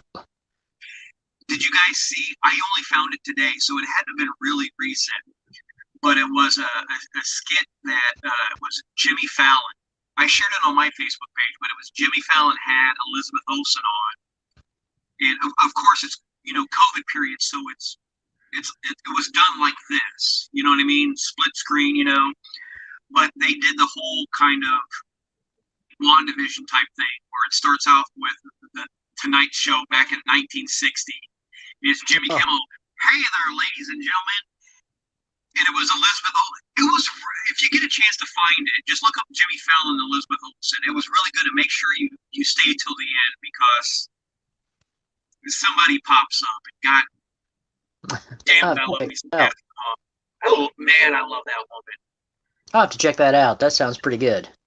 I watched a thing here recently too. It's from a couple years ago, or it might have been like a year or so ago, when it was an IMDb thing. But it was it was kind of like an interview with Catherine Hahn. But they were going, I guess it was like a series they did on their network or whatever, where they took actors, they brought actors and actresses in, and they went through their IMDb history page and talked about. They did one with Catherine Hahn, and that one is definitely worth a watch. Is it? I saw one they did with Jack Black, I believe. Yes, yeah. Yeah, his was pretty good. But they went through the list, and she is just such a damn delight. I love that woman. That was a great interview with her. And we're talking about award stuff. The Fedora site said, we need to really thank Olsen for making them use her classic suit. The design team wanted to redesign her suit, but Olsen went to Fergie to put her foot down. She wanted the crown, the cloak, and everything. So, Oh, good for her. And here's the other thing I like too. I like that she did that, and I like too that one of the cosplay sites that I go to for costumes and stuff, they're already offering the Halloween versions of the Scarlet Witch and the Vision. Oh man, I'm telling you, Richard, if I wouldn't have to shave all the way and paint my face purple, dude, it was like the yellow boxer. Oh man, that was. You're a wrestler. Well, it was the only thing in my closet. I mean, Gucho Musto, Hey, that documentary will be on the 12th. It's called Assembled: The Making of WandaVision. Oh, good. On Disney Plus. Oh, cool. On Disney Plus. So awesome. It gives us something to watch next week in between before we get Falcon and Winter Soldier. So yeah, it's gonna be weird because I've seen like production photos from the show, like a couple of the episodes that were in black and white. I saw the color pictures. It messed with my mind, man. It's like, what it reminded me of is the first time I saw a color picture, a color photograph of the Addams Family, the original Addams Family TV show set. No. It freaked me out because like a lot of the background, like the walls and everything, like a lot of the stuff in the back were pink because it translated better to black and white. But seeing something I'd seen for decades in black and white in color, my mind still can't process it. So even knowing this is a modern show, but it was shot in black and white, when I saw her in color, I was just like, oh, does not compute. Like, I know they didn't retouch the photos, but it still doesn't look right. And it's going to be really weird to see, you know, like the first couple episodes, like the makings of it and stuff in color and everything. The other thing I noticed, and I thought it was a nice touch, and they never mentioned it, was I've watched a few movies where, you know, like the main villain was a witch. Like the last one I watched, it was okay. I kind of recommend it. Was one of the modern interpretations of Hansel and Gretel. But when they show the witches with black fingers, they always show witches with black fingers. It's even been in a couple comic books I've read where a character, you know, was like a full-on witch. They show the witches with these black fingers. They gave Agatha. Did you notice that she had they weren't gloves. Her fingers were black, and they never really mentioned it. That was like a really nice, super subtle Easter egg to witchcraft lore. I thought that was a nice little touch. She was sucking the power out of Wanda. Wanda's arms and hands were turning black as well. Yeah. And let me ask you guys this, because Richard, we talked about it, but when they showed the episode of the flashback where they showed Agatha being, quote unquote, you know, getting ready to be burned at the stake, I don't think at that point Agatha knew she had that power. Because remember, the witches were blasting her, and she looked terrified. I don't think it was until that moment that she knew she could absorb their power, because she looked terrified and confused by what was going on. Yeah, I really didn't think about that scene too much. I think it could have gone either way. I agree with you. She did look terrified and everything like that, but part of me thought it was she was captured on purpose so she could get all of those other witches in the same spot to absorb them all. But I agree with you. She was scared and nervous. Yeah. And, you know, it really looked like she thought she was going to die right there. But so I had different thoughts about that scene. And I think we need to address one of the other big questions that hasn't been answered yet, and it's going to haunt me. What the hell happened to Senior Scratchy? What happened to Senior Scratchy? I swear it felt like she was what's not median familiar. Right.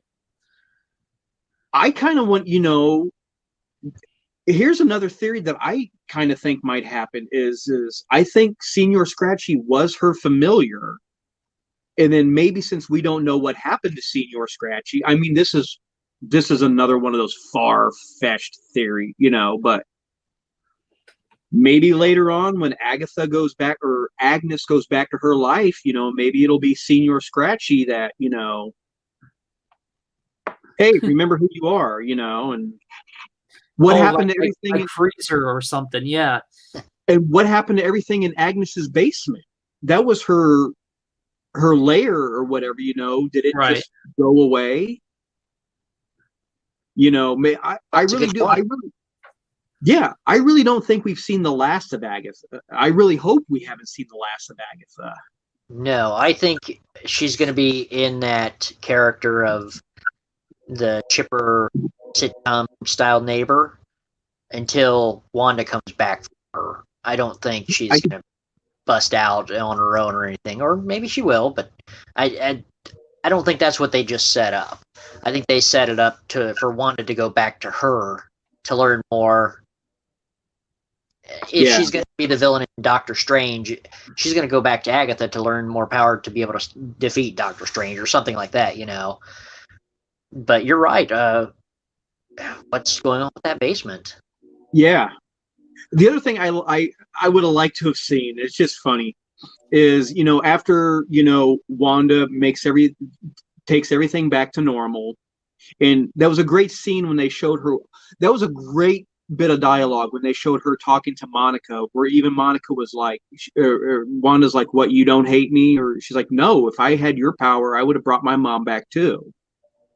That was a nice little interaction. That was a bond between the two of them that kind of solidified I don't want to say a friendship, but a bond that I hope to see later on. Right. They at least respect each other.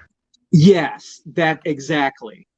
But what I would have liked to have seen is after Wanda left, like the citizens of Westview kind of look around their shithole town and went, "Seriously, you couldn't have at least fixed stuff up for us? I mean, Christ, we were your prisoners for 2 months in this really nice town. You couldn't have at least swept the streets? Put the brother up. Come on, man.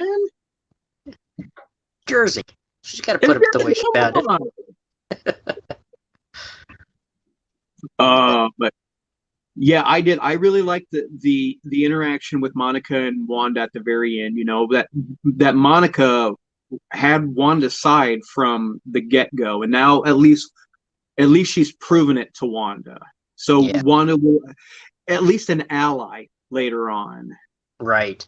And I'll tell you, I think one of my biggest smiles from the entire show was when they did the Malcolm in the Middle intro. Oh my God, yes. I was like, are they really doing that? That's great, And that really ties into the episode when they did the flashback, when they showed Wanda sitting on the bed watching TV when Vision walks in, which was a nice kind of like a future callback.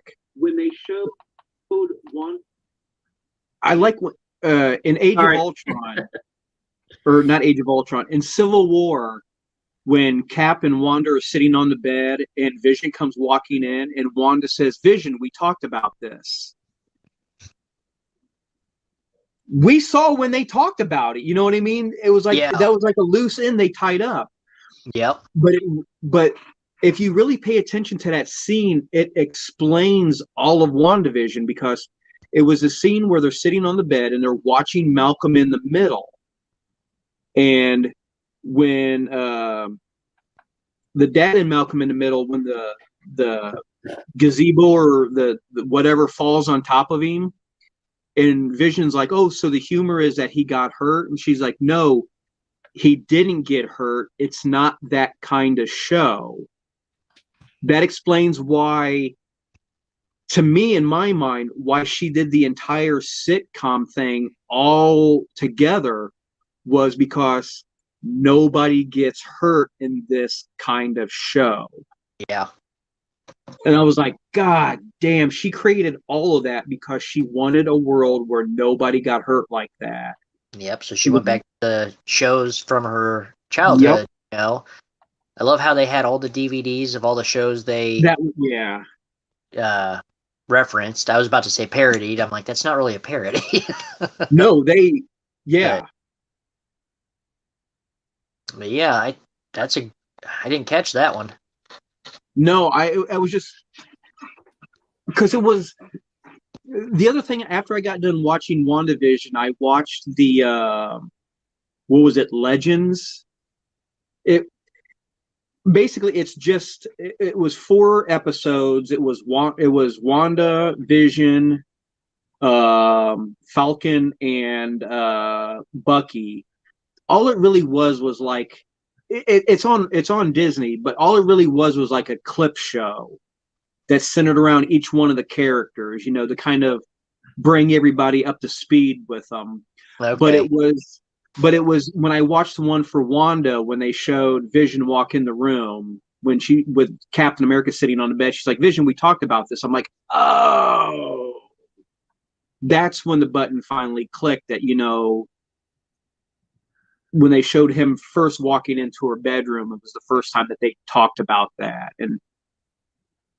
But when they were watching Malcolm in the Middle, and she made the reference that no, he didn't get hurt. It's not that kind of show. It just kind of like, it really cemented that sitcoms and everything was like her safe space. Well, her whole life she'd lost people. I mean, when she was a kid, that explosion killed her parents. She lost her brother in Ultron. I mean, she lost Vision, and she just wanted something to where nobody could get hurt. And if I remember right, didn't they, when they showed the flashback of Wanda in the cell, wasn't she watching a sitcom or something like up on one of the TVs too?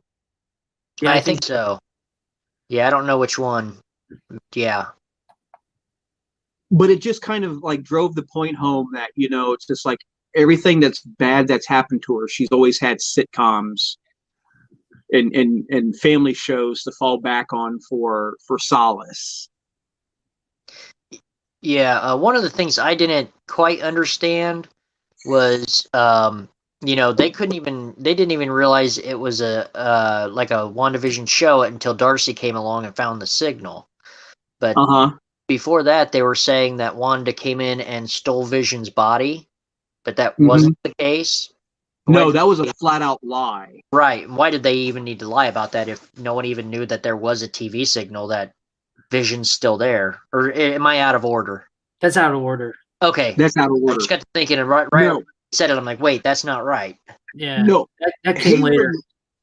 Hayward lied about it because he didn't want any of them to know that Sword still had Vision's body. Right, that's right, because they didn't find that out until they viewed it, Wanda going into that room, and then it kind of cut off, you know, and then he told Darcy and all of them after Darcy had found that, oh, Vision's alive. They used that against, you know, to keep White Vision a secret.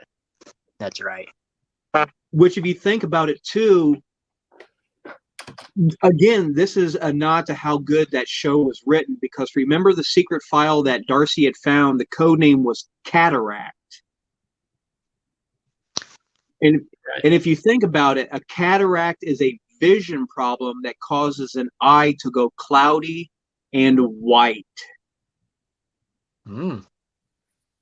So Cataract was the file on the White Vision. Again, that was really subtle, really well. I mean, they could have, you know. Was that in like where was that? That was earlier in the series, wasn't it? Well, that's when Darcy hacked the computer. She was on the laptop there, and she brought up the file, and it said Cataract on it. Yeah. Was it episode 4, maybe? Would you say? It was later on. It was even after that. It was more. Was it? Okay. It was right before she entered the hex, because the other two took off, and she was still hacking on her own. And then, because she didn't have time to tell Monica or Jimmy about what was going on. Okay. Yeah. Because they had thought, sort of thought that she was still imprisoned, and Monica and Jimmy thought that she'd gotten out, but that was when she come running out. You know, she gave herself away when she saw that the Vision was trying to escape the hex. And they were like, oh shit, she's still here. Handcuff her. But yeah, I thought that was a nice little touch too, that the code file was for Vision was Cataract. Yeah, that's pretty neat. I didn't pick up on that. Yeah. So I'm sure there's so much that we didn't pick up on, you know, like getting on YouTube and finding the like Easter egg clips and stuff. Oh, I didn't even see that. Yeah. Well, I tell you what really got to me on this episode was this, because everybody joked about how like the worst thing in WandaVision each week was seeing the "please stand by" at the end of the episode. Not seeing it. When it just went to static, there was no "please stand by." And I was like, oh man, it's over. Damn, it's over.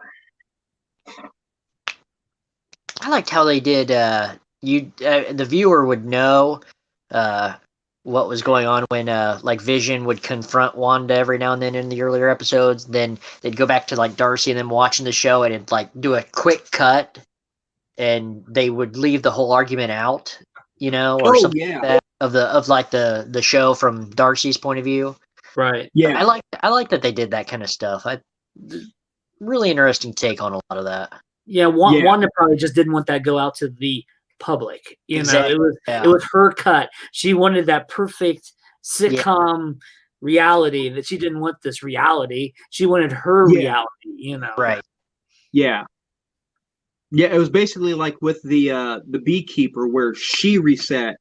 Yeah. It wasn't even for the viewer, because at that point I don't think she realized people were watching her. She was resetting her reality. And in real time we saw it, but in the show, the WandaVision show time, there was no jump cut because that hunk of reality had been completely erased. Oh man. Yeah, I liked how they brought White Vision to life also with Wanda's powers from that drone. I thought that was a nice little touch, Hey, we couldn't get this working, but we needed Wanda's powers to do that, Yeah. So he had the power of the the Infinity Stones. Yeah, her hex magic was like powering, was the residual energy was still around the drone. Right. So I thought that was a nice little touch. Yeah. So Oh man. yeah, I thought this was a great series, and I did too. I think it's putting out quality content like this, they're gonna knock it out of the park. Yeah. I really do. I think this is going to be a show. It started. I like the fact that a lot of people were disappointed that there's not going to be a season 2. I think the way it ended, there couldn't possibly be a season 2. This was a self-contained entity. There doesn't need to be a second season, because what, she's gonna imprison another town or something. They could have not done the ending they did and done a second season. I mean, I would like to see more of this show. I think Paul Bettany, Elizabeth Olsen do a great job together. I think they could have gone a lot farther than this, but I think this is a good stopping point for her if she's going to be. I mean, in my mind, she's going to be the villain in Doctor Strange. I think she has the capability. They have potential to go that direction. They've kind of set it up that way, and that may be a complete swerve or anything like that, but looks like it's heading that direction. In my eyes, I could be dead wrong on that, but at that point, you don't need a second season of this show. Yeah. But if they would have done something different at the end, I would have liked to have seen another season. Yeah. So it's like right now, can you imagine if Mandalorian ended? We're not going to get another season of that. It's like I want another season of the Mandalorian myself. Yeah. So I did like too, and it was real subtle. I liked the way too that they still showed Wanda's humanity, that she, in her heart, was still a good person, because when they showed Agatha lift all the soldiers up, when she dropped them, Wanda saved them. Yeah, she caught them all. Yeah. She caught them all. She didn't want them to get hurt. So that still at least shows in her core that she's still a good person. Right. And of course, I like it how they set the kids on the military. Go take care of the military. Yeah. And the one he grabs the hat and the glasses. And it's a flashback to the Fox movie, the X-Men, because Uncle Petro looked like that. Yeah, I thought that was a really good job. You know what? What that scene reminded me of, Richard, and they might have been leading up to it, because remember we talked about in the I think it was the Halloween episode, that the movie theater was advertising Freaky Friday and The Incredibles. Right. That moment with Vision, Wanda, and the kids reminded me of The Incredibles, where it was just like, kids, go handle the military. We got that. You know what I mean? It was like, our kids are super. We accept it. Handle your business. Yep. But that was a nice little touch, though, that at least showed in her core that Wanda was still a good person, because she didn't have to catch them. These were guys that were pointing guns at her, but she still she still pulled the hero card and rescued him. Yeah. But like you said, at the very, very end of the episode, when she's in that cabin and they show Scarlet Witch studying the Darkhold, you know. Part of me doesn't think they may not go that route because Wanda's an Avenger, you know? Yeah. But she's been bad before. I mean, when they first introduced, she was Magneto's daughter, so she was part of the Brotherhood of Evil Mutants. Mm-hmm. And in the cinematic universe, she was part of Hydra, even though she didn't. Did she know she was part of Hydra? Yeah. She knew they were fighting against America and Stark. Or Stark. Yeah. So that's kind of why she joined. Yeah, she started out evil in this, so with all the trauma and everything else she's endured. I wouldn't blame her if she kind of went a little evil. And it might not be that she makes the willing choice to go evil. I mean, she's studying the Darkhold, and like Agatha said, you don't know what you've just unleashed. Right. It could be like a Sith thing where she started off with noble aspirations, but she started to. Yep. I mean, of all the magical tomes to read first, she's going with the Darkhold. You know what I mean? The only book she has access to. Well, true. Doctor Strange has the rest of them. Well, that we know of. Yeah, that we know. Yeah. That we've seen on screen. Yeah. Yeah. So. Another great deleted scene at the end when they show her at the cabin, the Winchester boys pull up in the Impala. Yeah. And like, all right, what do we got against witches? Oh, Rich, I think it's about time we wrap this up. Has anybody got anything else to add? Like I said, I know a lot of people were disappointed in that finale. I loved it for what it was. I'm one of those people where, would I have loved to have seen Doctor Strange? Yeah, but I wasn't banking on it. I wasn't counting on it. No, and it's like I said in the beginning of this episode, this was a show about Wanda and Vision, not X-Men, not Fantastic Four, not all the fan theories that were out there. This was a show about Wanda and Vision, and I think they nailed it. I really liked it. So yeah. Rich, you final thoughts? Kind of happy this is over and kind of sad at the same time. It just seems like the right amount. It actually, I thought it could have wrapped up just a little sooner because me, I just think once they go past a certain point, the series is just start losing a little bit. And luckily, this kind of kept it going because it did have that one episode where we had like all the flashbacks and stuff, and it hit that point, and then it was like, well, where are we going? Then it just kind of amped it up, and then we were done. So it really helped. The pacing was really well, and the writing was for what it was. And as I said, Fergie's saying, these are going to be within itself. So it was what it was. Yeah. So we'll go ahead and wrap it up. Jared, thanks for stopping by and sitting with us. Yeah, appreciate it. Thank you for having me. The last couple of weeks. That was kind of a bummer, like when I didn't get to go to the comic book store on Saturday. The last couple Saturdays, I went in today, and I'm like, it's not that I don't love Adrian and Alex, but I was like, man, So I'm glad you were able to stop in and I get that sit a and lot. chat with us. Hopefully, we'll have you back. Love to have you back on again. Love to come back anytime. So right on. Rich, for everybody watching and or listening, could you please tell them where all they can find us at? Just go to undergroundvideonetwork.com.